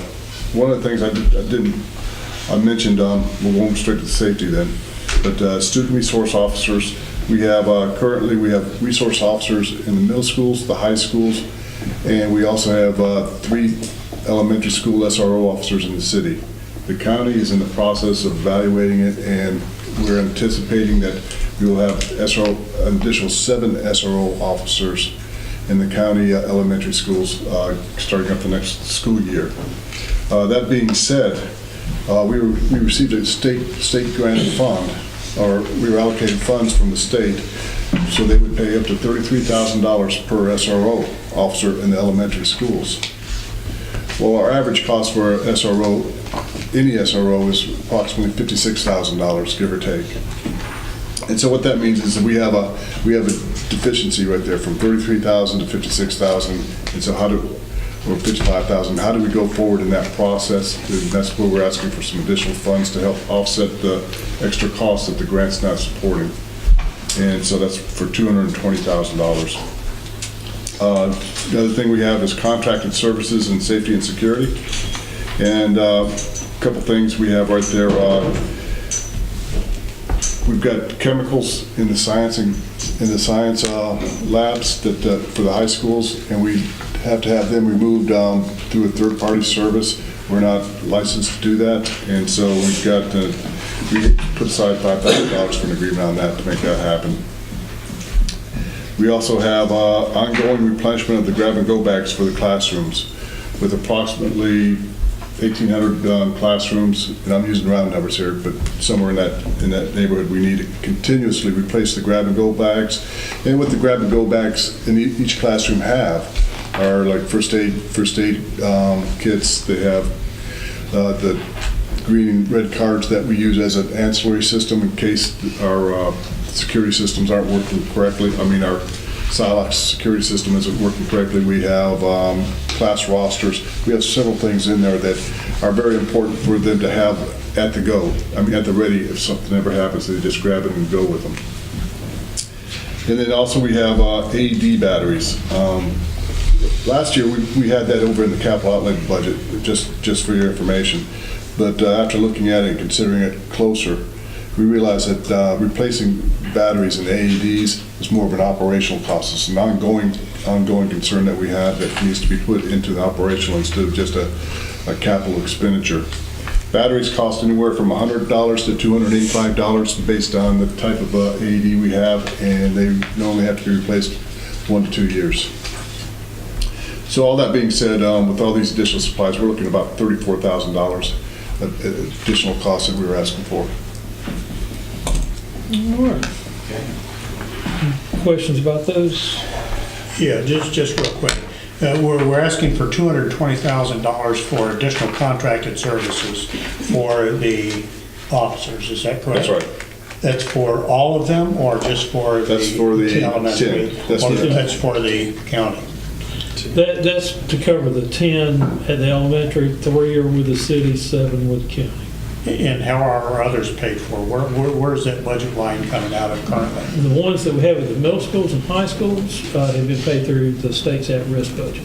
Okay, so that's not in our budget at all? Not at all. Through another funding source? That's right. All right. And ultimately, when this, will those other ones be included in that as well? Will the state pick up the cost of the additional ones sometime in the future, perhaps? We hope. Yeah, right now, there's that grant from the state, and what they said initially is they will cover this year and next year. And then after that, we'll have to see. And there seems to be more and more of an emphasis at the state to address this. So we are hopeful that they will continue to do this and then make it a reoccurring funding and actually get to the point where they can, pick up, these 100%. But the reality is that in 2 years or a year from now, we could be looking at, instead of 220,000, we could be looking at $500,000 to cover them all ourselves. That's exactly right. The state doesn't. Yeah, if they were not come through with this, we'd have to look at that. All right, thank you. All right. So, we've talked about several expansion needs that have been identified, and and prior to that, we talked about the continuation costs that are necessary just to do the same business next year as this year, with those state mandated salary increases and benefit increases cost of insurance, those type things. Remember, the continuation costs came in over $2 million, and then we have several expansion requests, part of which we just talked about now. So if you will take out your long sheet in the back, and if you'll turn to the last page of this proposed budget worksheet,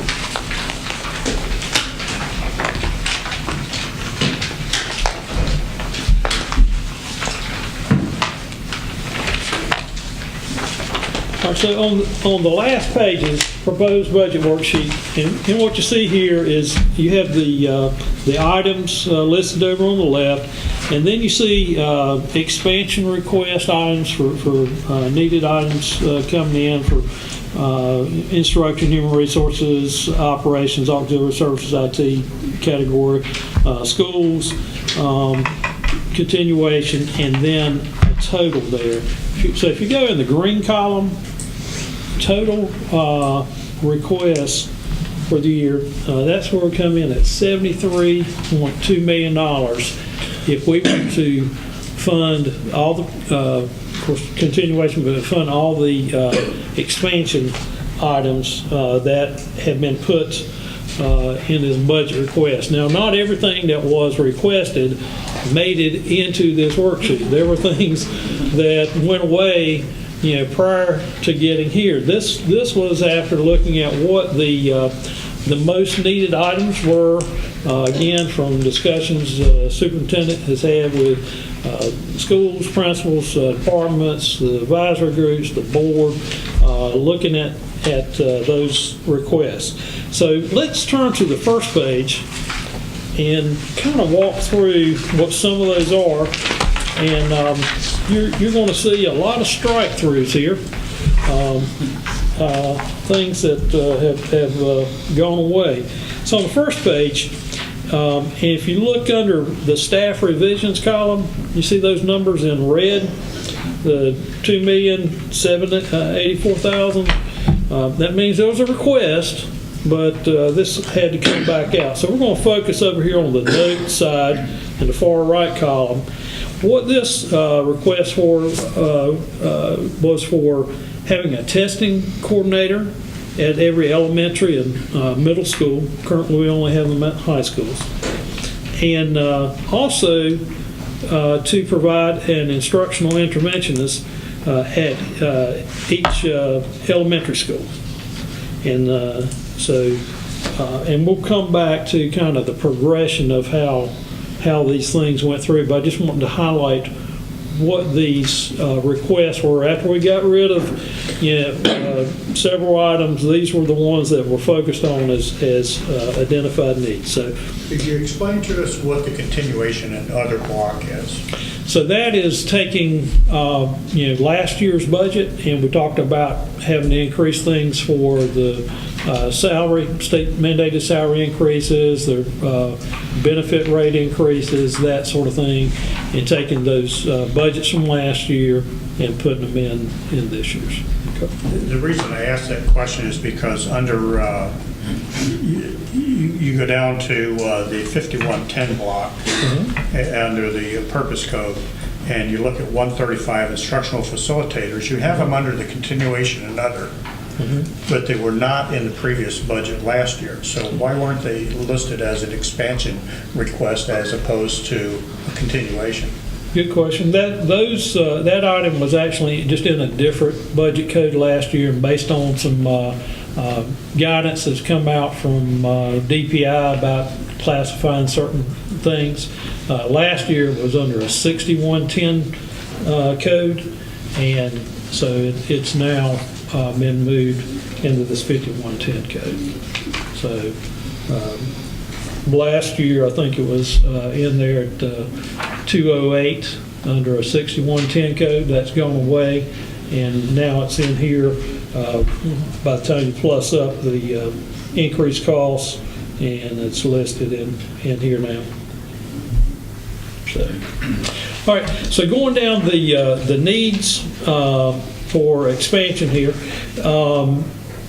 So the next item was there was an increase request for the local supplement. Currently it's a 10% certified supplement, and this is an area that the principals have been requesting for several years now, is to increase that supplement from 10 to 12% in order to be able to better recruit and retain teachers.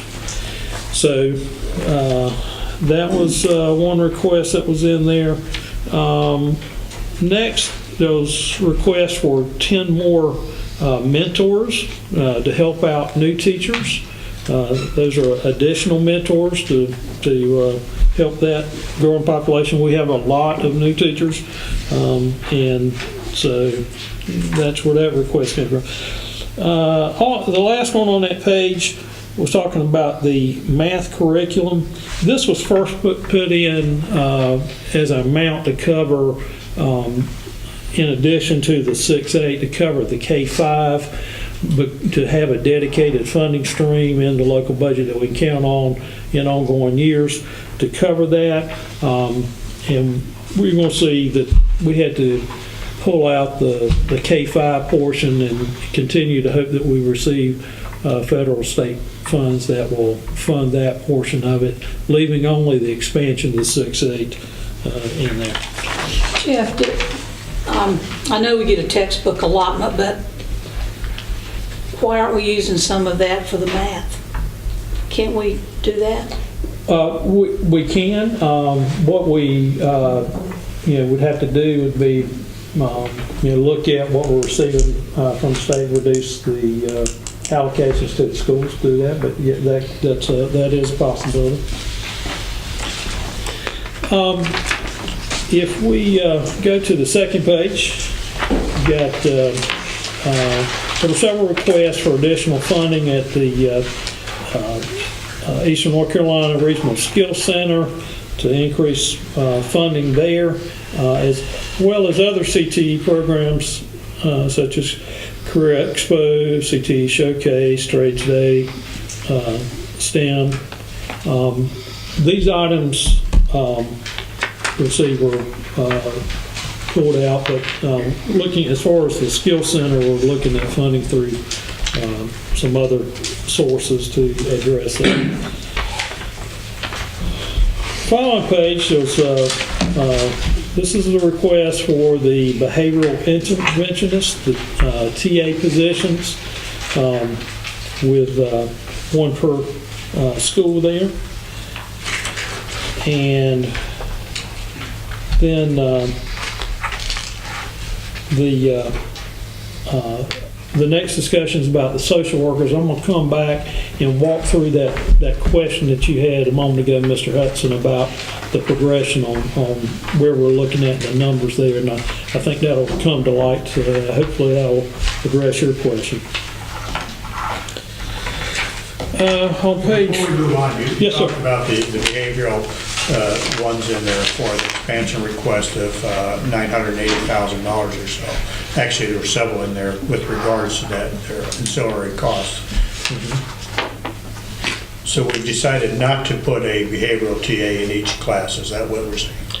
Right. Now, For school. what I'm going to do is go through the identified needs here, and then I'm going to pass around a sheet that kind of shows some of the original thinking of where we were looking at on funding these, and then how we had to step that down. Right. On page 5,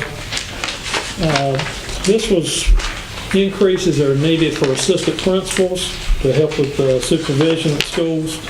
First of all, there's a request to move the elementary principals from,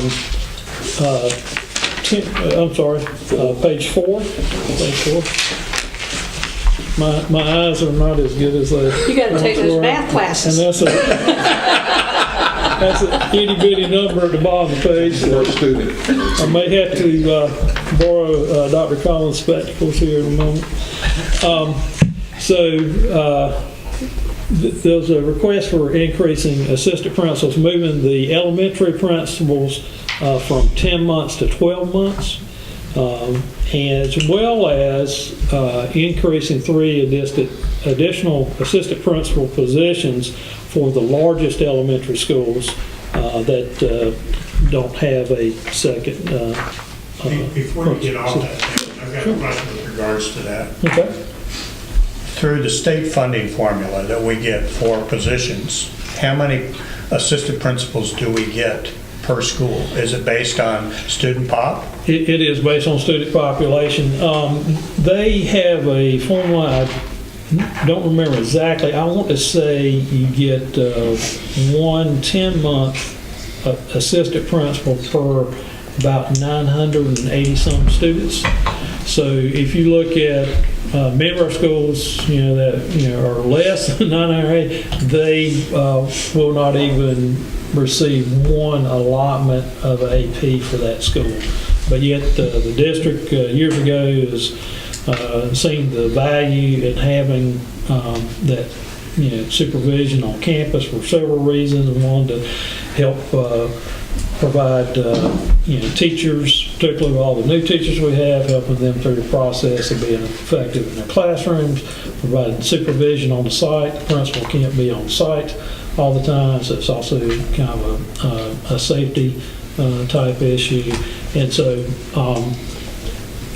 over time, we've been able to add additional assistant principals through local budget to help supplement what the state does. The state only pays for, I want to say it's around 24 of our assistant principals, and I think we have about 20, maybe 22, and then there's like 24, 26 out of local. At any rate, we have a little over half of our assistant principals that are locally funded because the state's funding ratio is not enough. And when you look at schools that fall below that population, they would not even receive a full-time assistant So they have principal. to have at least 980 students in order to get an AP. Well, the state does the allotment across the district. They don't really do it by school. So they do it based on the total number of students that we have throughout the district. And so, and they actually do it, they call it months of employment. So it's like 1 month per 98.1 or whatever the ratio is. So we could fund one from the state in each of the schools perhaps, but we've elected to put more than one in some schools, is that? No, the state funding doesn't allow enough to have one in every school. If you look at the 35 kind of regular schools that we have, Right. the funding from the state does not provide that many. It's around 22 or so that we get from the state. You also have to look at, in terms of the allotments that they give are only based on a 10-month position, and at our high schools we have one of the assistant principals is a 12-month position, and at the larger middle schools you have 12-month AP. So you add in the additional months there, and that was part of the request here was, moving elementary APs from 10 to 12, along with adding additional APs for elementaries greater than 800, where we already don't have a second AP. Now, during this year, we have added APs at the largest couple elementary schools. We've got elementary schools with over 1,000 students, and so we've added that in. But yeah, the state falls well short in providing funding for assistant professors. Okay. That's something we can work on. Good. Page 5, you see the notes there. We already talked about the suicide prevention materials and adding a psychologist. On page 6, we already talked about the SROs. We talked about, we did not talk about adding technology assistance. There's requests from schools to have additional support in the schools with technology assistance, as well as the centralized network support. So those positions were requested, growing technology needs. On page 8, there were additional supplies and materials for the print shop that service the schools, preventing publications for them, the growing needs and requests from the schools for that. There's also requests for additional custodial supplies as our population grows. What was the $620,000 decrease in our request under rentals leases for technology? Part of what we're doing going through here is trying to find areas of savings that we can do. A lot of that is minor stuff because there's very little room to operate within, and in terms of departments, finding places. So pretty minor things. We wanted to point this out because this was an area of significant savings that we were able to find during this process, and I think we can have Mr. Pittman address that area for us. Yeah, so the Connect View program and allowing video conferencing, that was way before my time, actually prior to Mr. Stout's time here. That was a 5-year contract, and what's happened over that time is that as the technology has changed, we have actually found ways to accomplish the same task with stuff we already own. Okay. So we're looking at trying to cut money wherever we can. Sure.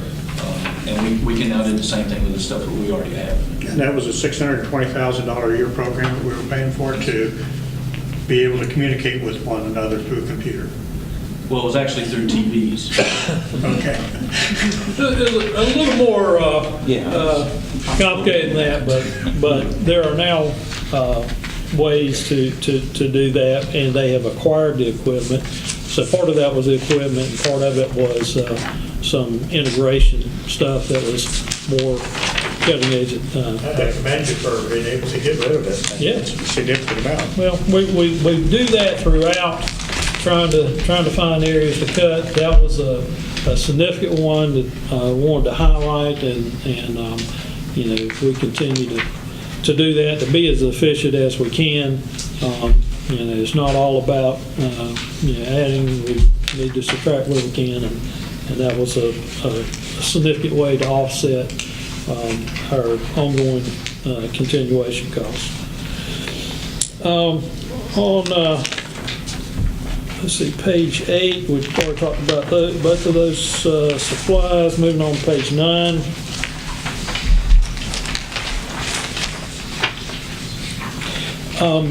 There was increase for waste management, bringing on the skill center side and costs there. That was requested. That actually stays in there. I didn't really highlight that in the things you're getting ready to see coming up, so I'll just go ahead and mention that does stay in the proposed budget. Other requests in the maintenance services area for increased costs that they're seeing there, and you'll see several of those items there, including pretty large requests for repair parts and materials. On page 10, again with maintenance equipment increase requests there. On page 10, we've already talked about property insurance increases, and so that's we find that item. What is that due to? Due to Not greed, I know greed. DPI telling us that was our projected cost increase for property insurance in the upcoming year. Gave us information saying they anticipated between 15 and 20% price increase on insurance for this coming year. They've had to pay out a lot of claims this year, so they're probably trying to replenish the fund. Repair ourselves. Yeah. Is there another avenue of insurance coverage that we've researched? It has been researched and continues to be researched, but the initial findings that were finding is that the alternatives are probably 4 to 5 times the cost, and so it doesn't really appear to be viable alternatives. And instead, what we're trying to do is work through DPI insurance to get them to be better prepared to respond in a timely manner should there be a future occurrence, asking them to make sure they have their adjusters in place and ready to go when there's going to be a significant event like this, so that we're not waiting and waiting. If they can accomplish that, then we'll have achieved what we need to achieve, and also be able to keep a much reduced price. When you come east of I-95, a lot of insurance carriers simply won't cover you. Those that will are going to charge you through the nose because they know they're going to have a claim at some point. So in that regard, I guess the state insurance plan appears to be our best alternative. Jeff, does your equipment have this same increased coverage, insurance coverage? Is mine? Yeah, I mean you're on WASA. No. No, we're not insured by the state. Oh, I know, but I just wondered. No. Looking on page 11, that's the math licensure endorsement project that we had discussions about previously. On page 12, and those are the items that Mr. Myers talked about on safety and security. And so that gets us back to the last page again, brings us back to this $73.2 million request. And you see that there were requests after items had already been taken off the table, didn't make it into this worksheet, just getting to the most important needed items. There were requests of over $12 million here. That's a lot of requests. So let me pass this around.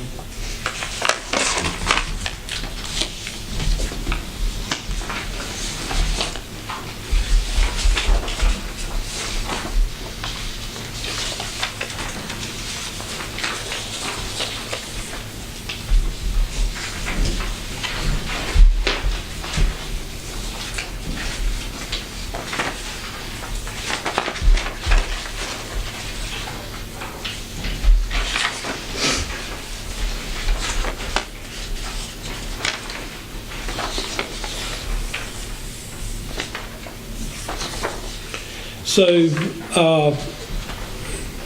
what you see here, I want to focus on the first page only right now, and that is the highest priority expansion needs. We just talked about over $12 million in expansion needs that were requested. Obviously, we're not going to be able to get there.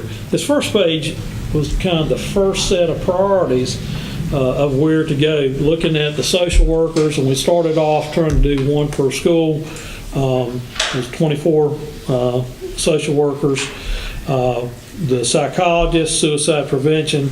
But actually had, for the behavioral interventionists, actually started off trying to look at one per every school, having 35 of those. And then kind of in this highest priority was focusing more on elementary schools. So that was the mental health area that the superintendent identified and has worked with the board on. Next, in math, we see a portion of the math curriculum in order to add grades 6 through 8, the elementary math licensure program, and then the safety and security area for the SROs, and then the other items that Mr. Myers identified, such as AEDs and grab-and-go bags, chemical removal, that sort of stuff. So looking at this, you had mental health at over 2.7 million, math at 287,000, and safety and security at 273,000. This totaled almost $3.3 million. When you set the priority, taking that over $12 million request that had already been reduced down and getting other items out, getting those needs down to 3.3 million.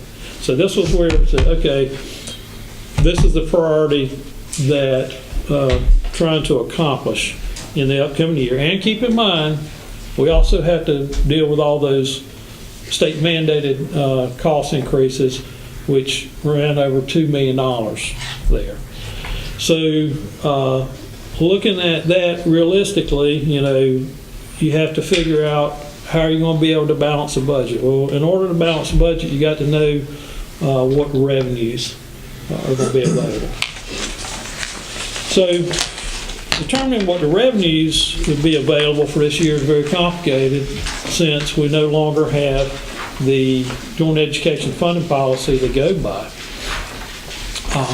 In the past, we could do the calculation and know, okay, we've got all these needs, and this happens every year. There are needs identified, there are legitimate needs that will improve the quality of the educational experience for our students. But we know we can't get there. We have to live within what funding we can obtain. That joint education funding policy provided us the framework to know what we have to cut down to after we've already done our prioritization. We've identified those. It's still more than what we get. It's going to have to be cut down some more. So what are we looking at in revenue estimate? So first of all, and these are rounded numbers. These are not the exact numbers, but just kind of give you a general overview of rounded numbers in this. This is taking a look at the revenue estimate for the fines and forfeitures budgeted for the upcoming year, the appropriation of fund balance for the upcoming year at about $6.8 million. And using this year's number on the county appropriation. And again, normally we would start off by knowing what the funding formula gave us for next year. But not knowing that, we started with, okay, if we just take this year's number, what does all this yield? Well, that gets to $59.3 million. When we compare that back to what we just talked about of needs that have been identified at $73.2 million, you can see that the needs exceeded the revenue by $13.9 million. So, as I said, we had already prioritized some items, looked at that, but next we turn to... Before you move on. Yes, sir. Your appropriated fund balance is $6.8 million. 3 months ago, we were broke in that revenue area. Where did that money come from? How did we replenish that? Well, we've received insurance funding, and we've received state grant funding. Okay. So we're using that to replenish the fund. But the insurance and the state funding were supposed to take care of the damages that we had, so. Well, that's what it's doing is those damages that we had to pay for initially in the first days. Replenish the bucket. That's right. That's right. It kind of allowed us to get through that period of time before funds began to flow. Had we not had that, who knows if we'd still be in school right now. So this slide, if you'll notice up top, says based on the state funding resolution approach, okay? Because we didn't know what the funding we would get from the state or from the county would be. So, okay, if we use that approach, how much revenue would we have to work with? And we've talked about this, I believe, previously, looking at, based on estimated application of that approach, that came in about $3.1 million increase. So again, plugging back in, fines and forfeitures, appropriated fund balance, but increasing the county appropriation by that got us to $62.4 million to work with. But even still, compared to the overall needs of $73.2 million, those needs exceed the revenue by 10.8. So it would require a cut of $10.8 million at that point. We had talked about some of the other expansion requests a moment ago, and previously when we did the departmental review, we didn't go through and do a detailed review of each of those because we'd be here forever, and also kind of cutting to the chase, we knew that these things had to be removed after identifying these highest priorities that you had on page 1. Many of those had already been eliminated. In addition to this, we continue to make other cuts. And so on this highest priority expansion needs, we looked at, okay, if we took those 24 social workers, because we all talked about one needed per school, we have already got 12 in there. This would get us up that, but we could not afford to do all that in 1 year. So then we talked about moving that down to 6 positions, and then that would allowed us to move into having the approach that Dr. Krennick explained, doing the dedicated one between those 6 and the existing ones we have, taking one of those, making those dedicated for high school, and then having the others servicing only the elementary and middle schools. That increases the amount of services provided at all levels by decreasing those caseloads at the elementary and middle. Even still, we can't fit all this within a budget level that's necessary to achieve due to anticipated revenues. So in working with Dr. Folger, going back and looking at possibilities of utilizing some Title IV funding, was able to determine that we could shift 2 of those needed into federal Title IV funding, leaving only 4 additional ones that would be needed in the local current expense fund budget. Jeff, does that answer your question? Two in Title IV, and you've got 4 here on the social work 1 at a high school. Well, we have 12. So if you make one of the 12 along with these 6 dedicated, so now you have the remaining ones serving only elementary and middle. They're not having to also serve the high school, which then reduces their caseloads at the elementary and middle levels. So I know it's a little convoluted, but that's why I wanted to wait till we got to this point of the program. And serving the remainder of the schools, Right. split between the remainder of the schools. That's where we're at. Yeah, the elementary and middle. Okay. That means we got 11 for 31 schools, that's still 3 apiece.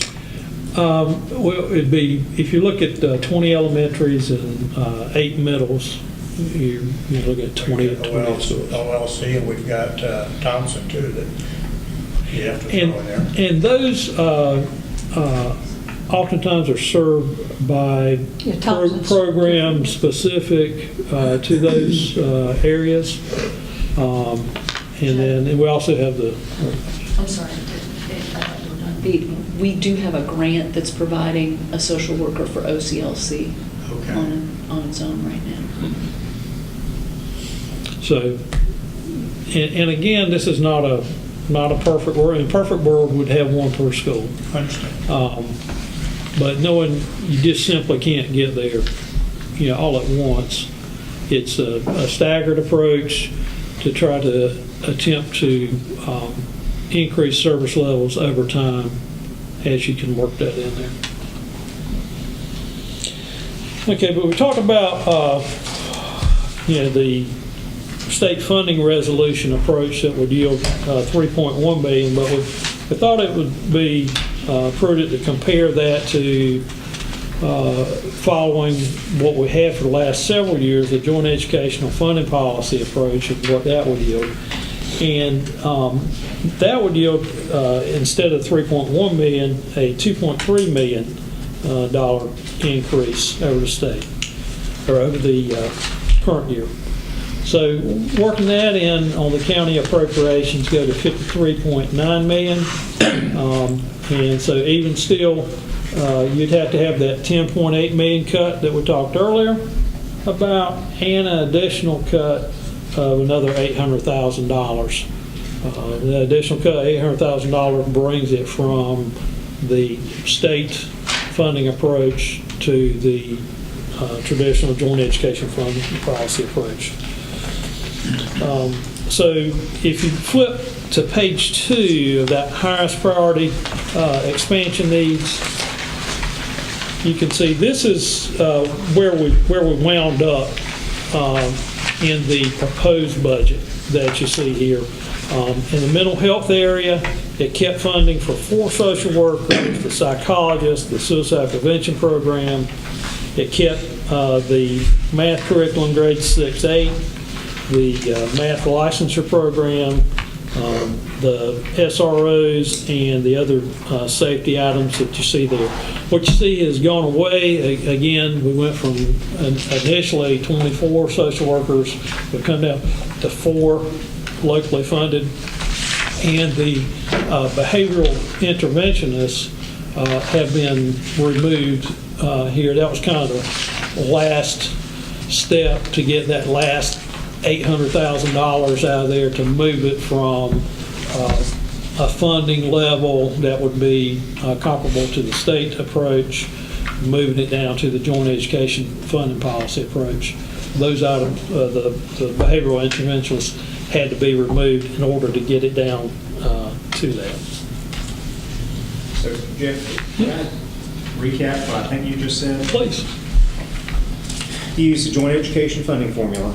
That gave you an additional $2.3 million.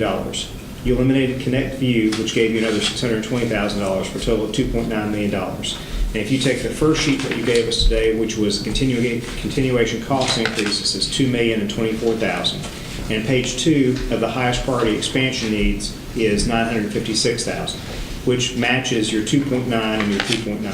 So you basically, there's a little bit of discrepancy, and that's been the penny ante little stuff, $500 here, $100 there, kind of throughout the continuation budget.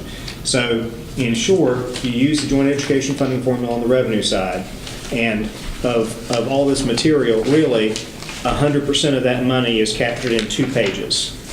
The continuation cost increases, which we have no control over whatsoever, and then the highest priority expansion needs, which this board does have control over. Right. Is that right? Right. Less that those other cuts that we had in there, the $600,000 and other cuts. Exactly. Okay. Oh, beautifully said. You made this much easier.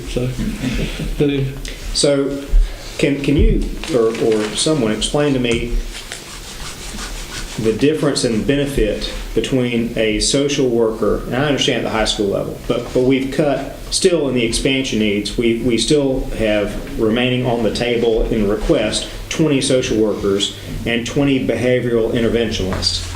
So I'm trying to figure out, and I don't know, so I don't know if Dr. Folger, you or someone else would like to explain how a behavioral interventionist would help a particular school, would interact at that campus versus a social worker. And specifically, we've identified two out of our 3 top priorities for this budget were mental health and safety and security. And I kind of feel like those positions that we're talking about here go to both of those. It's kind of like dealing with both of them at the same time. Mental health is security. How do these positions that we're not funding impact our schools? I can start off, and if y'all want to follow up, or if you want to go ahead. I will. Okay. Started with the principal request. The additional TA/behavioral interventionist is primarily used as a person who can help with students who are unruly and need to be removed immediately from a classroom. It actually happens more often than we like, but it does happen, and that was the reason for that. So you asked me, how will it impact? Well, it will impact it because there won't be anybody. The principal or AP will have to go do that, or whoever is in the office. So there won't be anybody designated as this person is assigned this duty to go take care of this kind of behavior. The other thing about having it be a teacher assistant position, one is it's easier to hire. The other piece of that, though, is we would have to train them a little bit beyond what a normal TA's training is, because they would have to understand how to deal with those types of behaviors.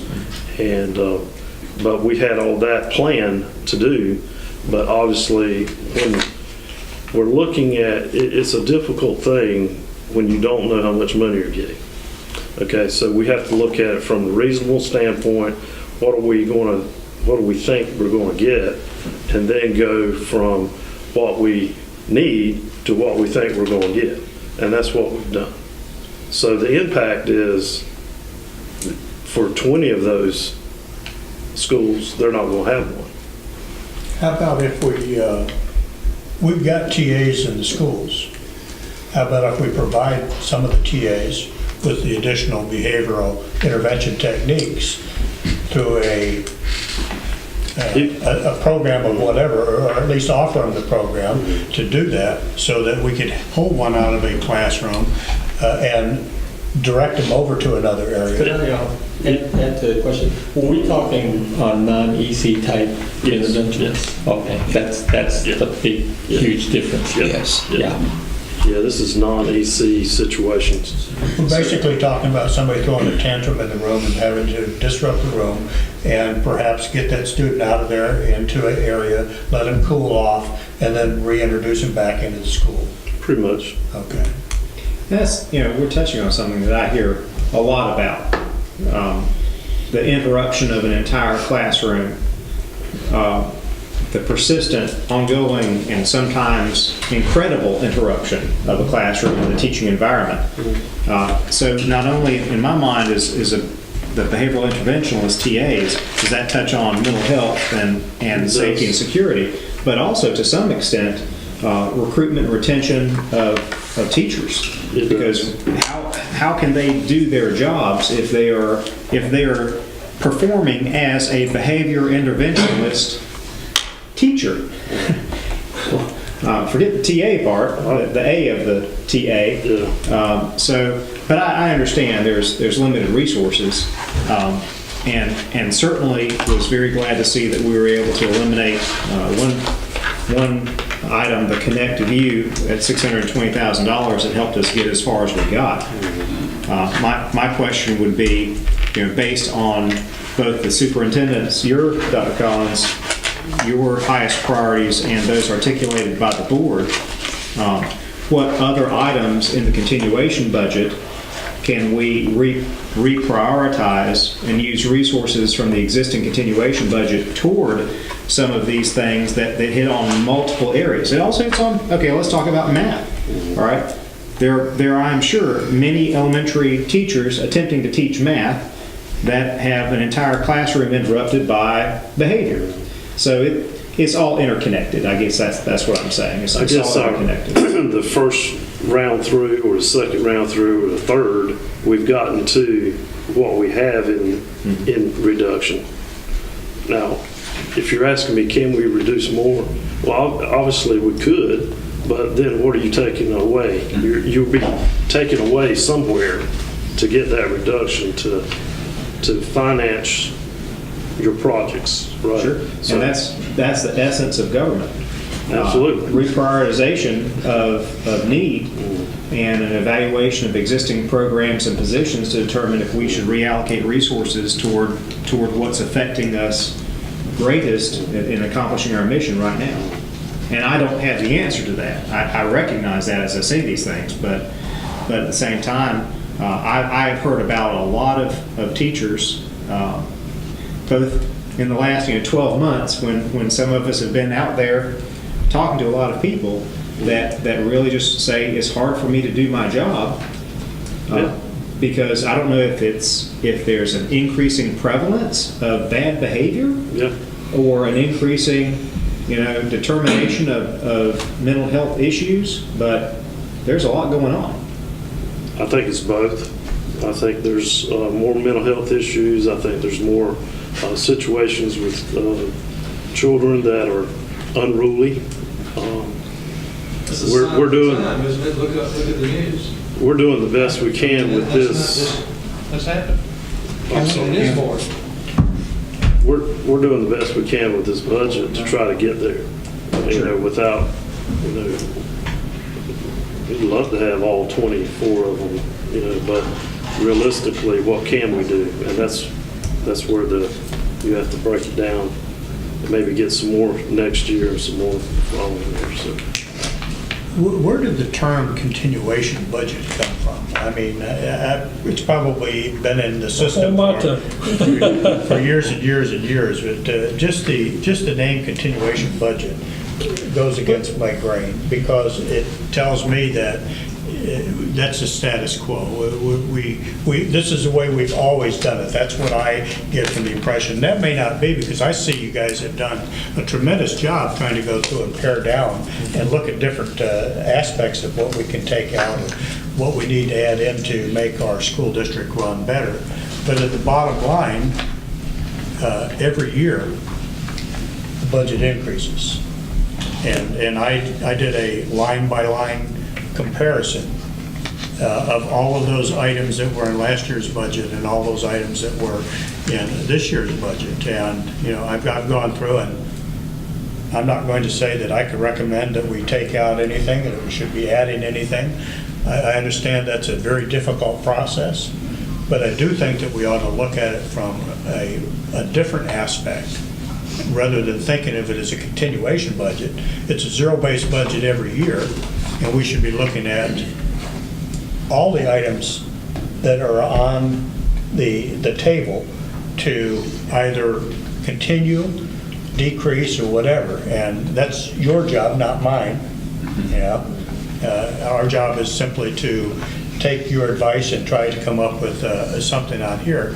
But I do think that when this gets to the county, they're going to be expecting us to have done our job, as we should expect ourselves to have done our job as well. So as I go through everything here and I look at what we have, and I'm trying to figure out, is there anything in here? Because I mentioned on Friday that I didn't want to lock us into a capital budget until we have the ability to review this and go through this with a fine-tooth comb. And we not only don't have anything that we've reduced from the budget that we could add towards the capital, we've added to it. And some of those costs, I understand, are projections, insurance cost projections. So a lot of this is all based on factors that we don't even know what we're going to get. And that's generally a budget. What a budget is, it's our best guess of what it's going to take us to have a operational school district in the next year. So as I go through all of these numbers and I'm looking at it,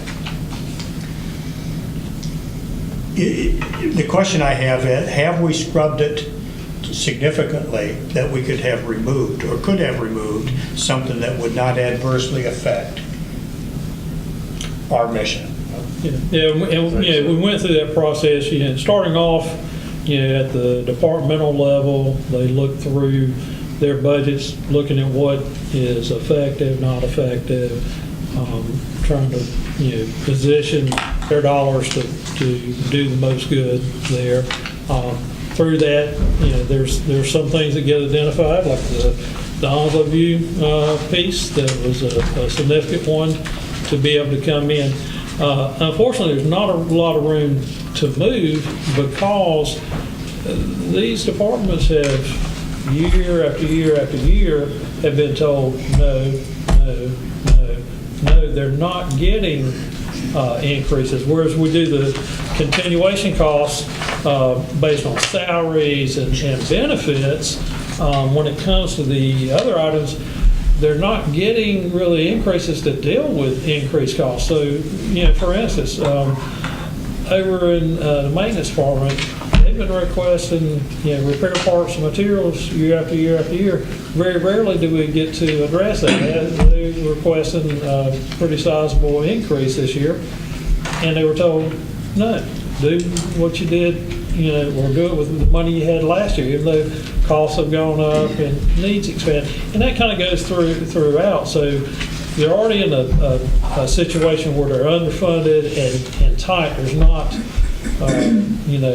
some major spot out there where you just say, oh, look at all this extra that can be cut. So it might be more in terminology of what we're doing, and maybe we shouldn't use that term continuation, but they're looking at needs, if they're going to address the needs in the upcoming year, what it's going to cost. Most of them know that things are going to cost more, but yet they're not going to get any additional funding to deal with it.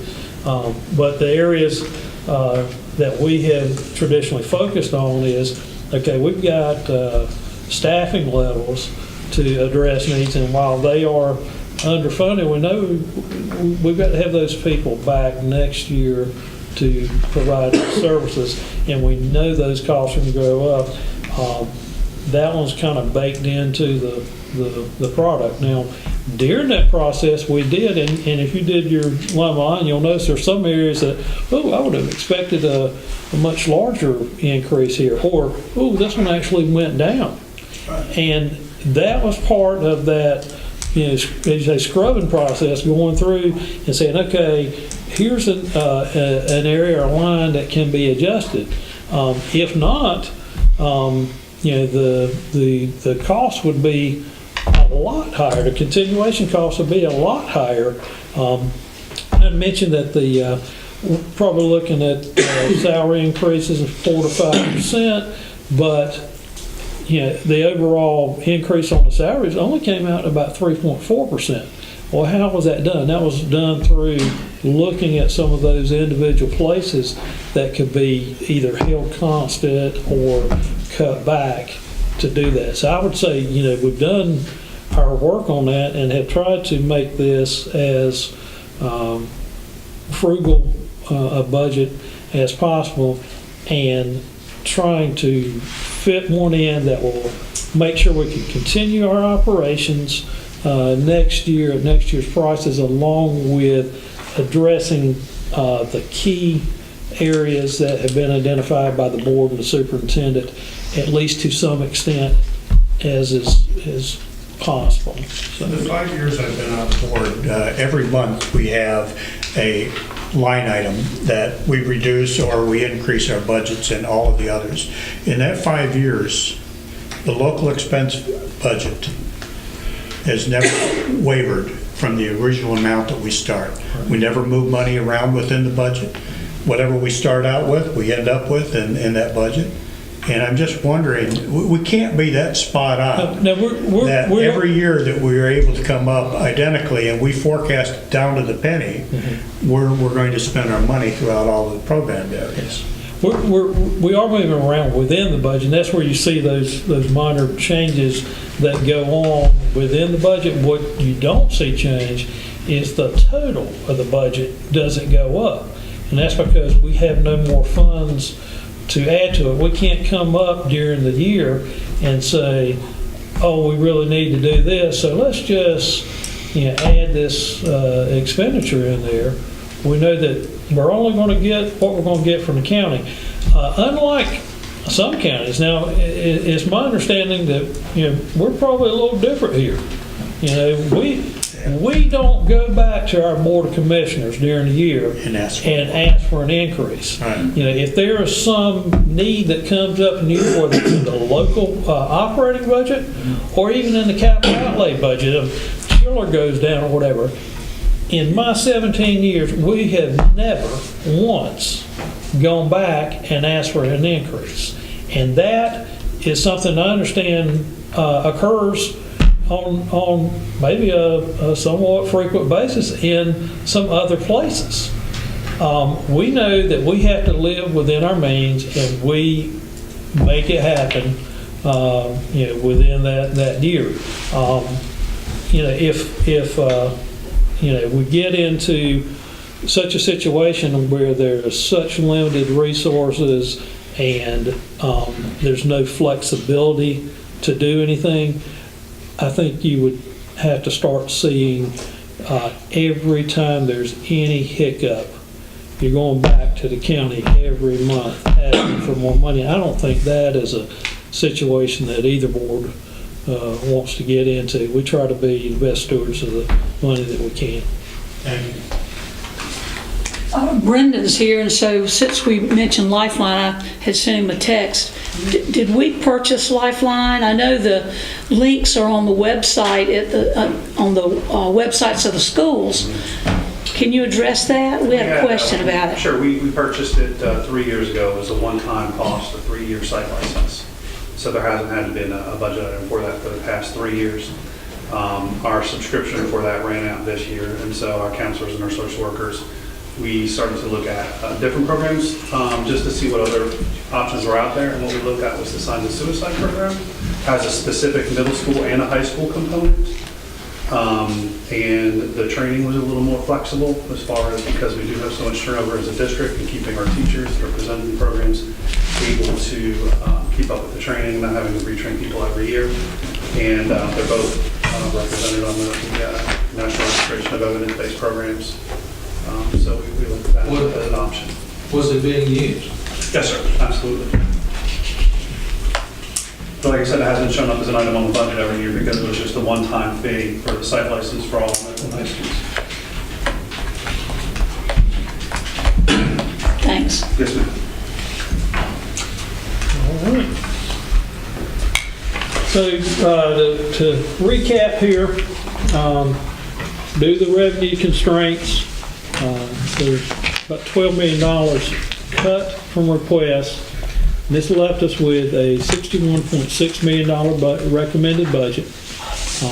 This budget incorporates, as Mr. Hudson eloquently stated, basically the combination of reductions that were performed to the budget, along with the continuation costs that you saw on this sheet of about $2 million, and the highest priority expansion needs in the proposed budget of less than $1 million on that sheet. And that combination of things got us to this $61.6 million recommended budget, which would require a county appropriation of $2.3 million increase. And that, here's all the slides. Well, I actually do have one more slide. So next steps, once the board approves a budget, and that will come at the May 7th board meeting, which is following the public hearing that will be held prior to that meeting. Once the board approves that budget, it'll be submitted to the county as a formal request by the statutory deadline of May 15th. And then we will also come back to you at the June 4th board meeting for adoption of these budgets along with the other budgets of the board. And our new fiscal year will begin July 1. And the cycle will continue. Any other comments or questions that you may have? Excuse me. Only my annual question. When are we going to see a budget that's broken down by school level or by district office level? Okay. With regard to school level reporting, one thing that we will be able to provide you after the conclusion of this year, there is a new reporting cycle that is going out nationwide, and we've been working hard along with the Department of Public Instruction to get this ready to go. So once the year's completed and all expenditures have been posted, and we've gotten our payables posted and all that, it will be published statewide, all the per pupil expenditures on a school basis throughout the state. Now, having said that, I will, I guess, caution you in what you see there in those numbers, because there are a lot of factors that can impact how those numbers look. For instance, one thing that may drive a school's per pupil amount up might be the salary rates of the teachers at that school. That's our major cost area. Going back to our discussion earlier about the positional allotments, DPI provides positional allotments. You get this number of teachers. They're going to pay that salary for that teacher, whether they're a first-year teacher or a veteran teacher, master's degree, national board, and all that. Either way, they're charging us one teacher position, but they're paying the freight on either of those. So schools that may have a more veteran teacher base there are going to show higher per pupil expenditures from that thing on. That'll be a major driving factor in that. Then there's also a lot of other characteristics going from school to school, community to community, county to county, throughout the state about various levels of EC populations. We all know that exceptional children require a lot more costly services. It can vary from just having some add-on services all the way through a student having one-on-one required supervision. So, a single student can dramatically drive up costs at one location.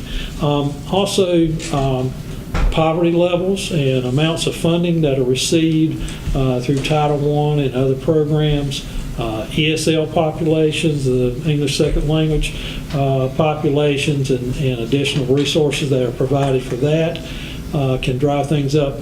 So while there will be a comparison out there, I would just caution everyone, and when you're looking at that, you have to understand these dynamics, the size of the school, how that, if you've got, one principal over a school with 200 students versus one principal over a school with 1,200 students, there's differences there. There's just a lot of things to take into account when we do that. Looking at this budget, there are parts of this budget that are direct allocations to schools, and I think we did a workshop last year that went over some of that, and we can certainly do that again and tie that in with some of the other resources that are allocated from state funds and all with this. There are some allocations for like what we call the copier allotment that schools have flexibility to use towards copiers or paper supplies, things like that get allotted. So there are some things like that are in there. But then there are other things that are acquired more at a system-wide level, for economy of scale and provided to the students. It might be that they're on a more cyclical, how do you say that? A cycle. They're on a cycle of providing, whether it's, some band instruments or repairs to band instruments or things like that. So I guess in that regard, the approach on local current expense budget doesn't really lend itself to a strict school-by-school budgeting process. However, we will be able to show you each year the expenditures school by school based on these factors that I provided earlier, but you just have to be cautious about how you interpret those numbers. Thank you. If I could add something. Last time we were here and you had given a presentation and I posed that question as to whether you had just come up with an arbitrary number and kind of juxtapose that against due diligence. Everybody's done their due diligence. I'm convinced of it. I'm impressed, and thank you for all your work. Thank you, sir. Thank you, Jeff. Anything else? Yeah. Earl? Go ahead, Earl. Yes. I'm sorry, you go first. Because I'm older. No, because you're wearing a tie. You're the godfather. First of all, I guess to follow up, Mr. Lanier, just thank Dr. Collins and the staff for the budget, the presentation of the budget. I think we've moved to a higher level as far as scrutinizing more items, more purpose codes and so forth. And I appreciate the copy, the working document that you use. Having been through that process before as a program director, yes, it was painful because it was a two-letter word, no. You moved on. So just the entire process, I'm just very impressed with it. And again, you scrutinized anything and everything, but refer back to the beginning of the booklet, the second paragraph, and I think you captured this. And the second paragraph, we have prepared for the issues facing Onslow County schools through a proactive, conservative approach which is efficient and designed to provide quality learning experiences. That's what we're about for our students and our teachers and everybody associated. The page in front of that, Dr. Folger, I think it comes from our district strategic plan. And if I'm not mistaken, it drives everything that we do. And that's just what we've approved and what we believed in. So it's just, my dad used to say, growing up in the grocery store, how in the world you put 10 pounds of sugar in a 5-pound sack? And that's what we're trying to do with our limited funds, and we're doing the very best we can with what we got. And I applaud you and everybody that's involved in this process was just doing just a great job year after year. Thank you. First of all, thank you. Budgeting is not an easy process, especially in an organization that has revenue streams coming from federal, state, and local sources, and all of them are somewhat unknown. And especially when you're wondering, should you go with a joint education funding formula or the state formula or what? So I applaud you for your work. 2 or 3 things, just thoughts. First of all, I would just ask the question very bluntly, am I to understand that at the departmental level you exercise zero-based budgeting? What I would say, and everybody's got different ways of how they determine, definition of zero-based budget. So the departments looked at their needs, or what they had, and looked at the fundings that they had available and made adjustments where necessary on those budgets and recommended. What you traditionally have is needs that go beyond what they have been getting, and they simply do not request additional funds to meet those.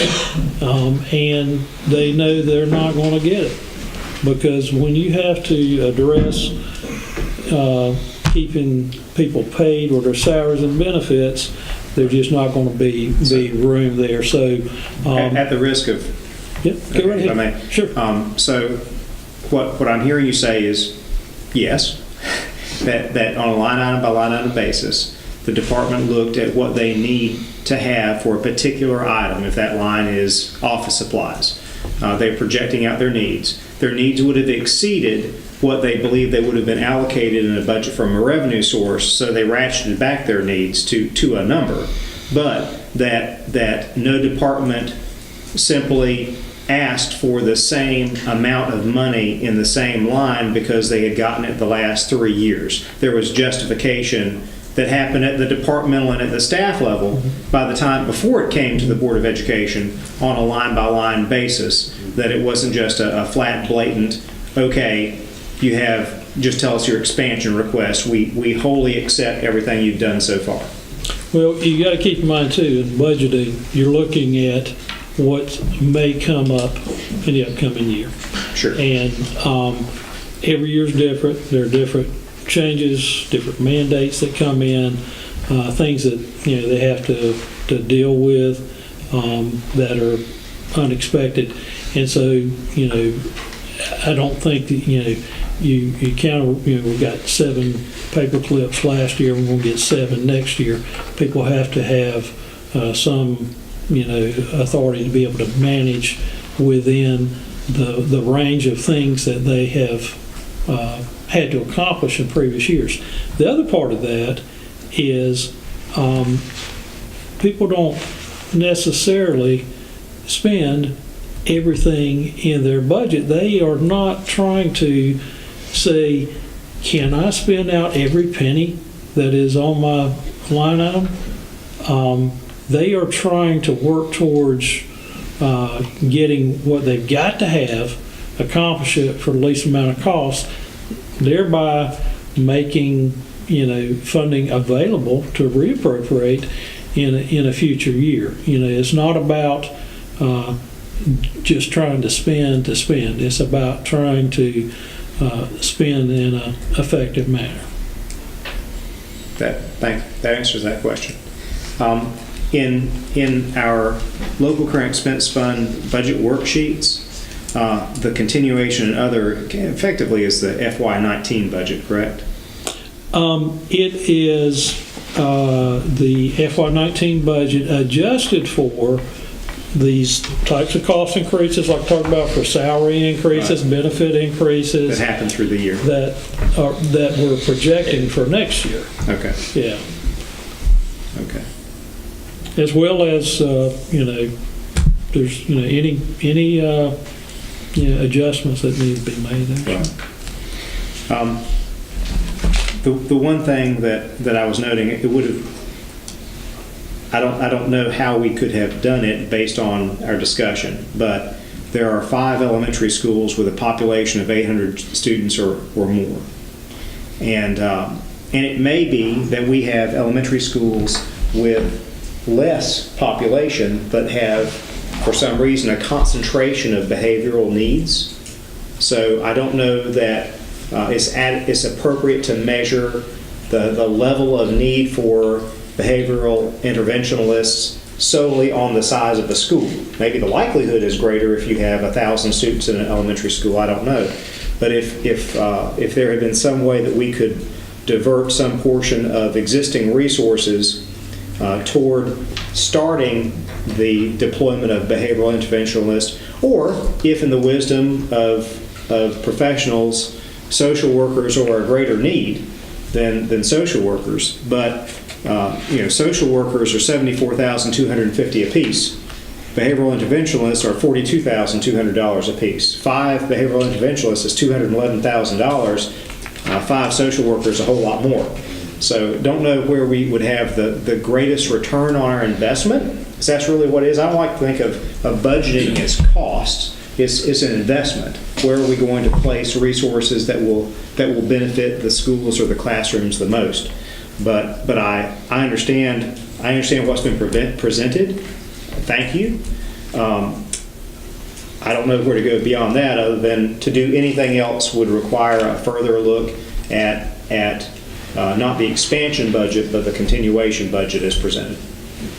That's all. Other people have comment? Ken? Madam Chair, I have 3 big ideas for today. Number 1, we should look at this process as an investment in the future. Number 2, we should never look at an education budget as a burden on anyone. It is a responsibility that we have to the children and this community and this state and this country. And number 3, it's been my experience and my sense that the communication level within and among the various departments and the schools is at a very, very high level. The business you were talking about, Jeff, with money that, we don't look to spend every penny. That's ridiculous kinds of behavior, I think. I don't think people do that. I think if one department senses that there is a greater need, then I think people are willing to make the sacrifice, if that's a good use of that term. I think that communication level is at a very, very high level within this county, and I look forward to us meeting the challenge, moving from this business of burden and going to looking toward the future. 2 or 3 things. Thank you to the staff for your hard work, the presentation of these budgets. Number 2, to follow up on what you're talking about, Ken, as a former administrator in a school, the question that teachers ask and the question that I always ask, how can this money be spent to take care of my children, period? It's not about throwing money away or whatever. And thirdly, thank you to this committee. I think if we've learned anything, the last time I spelled teamwork, I didn't see an I in it anywhere. It's not about I, it's about we as a board, and we as a team working together. Thank you. Good meeting, folks, and kudos to the team of your staff and getting all of this done. It's great.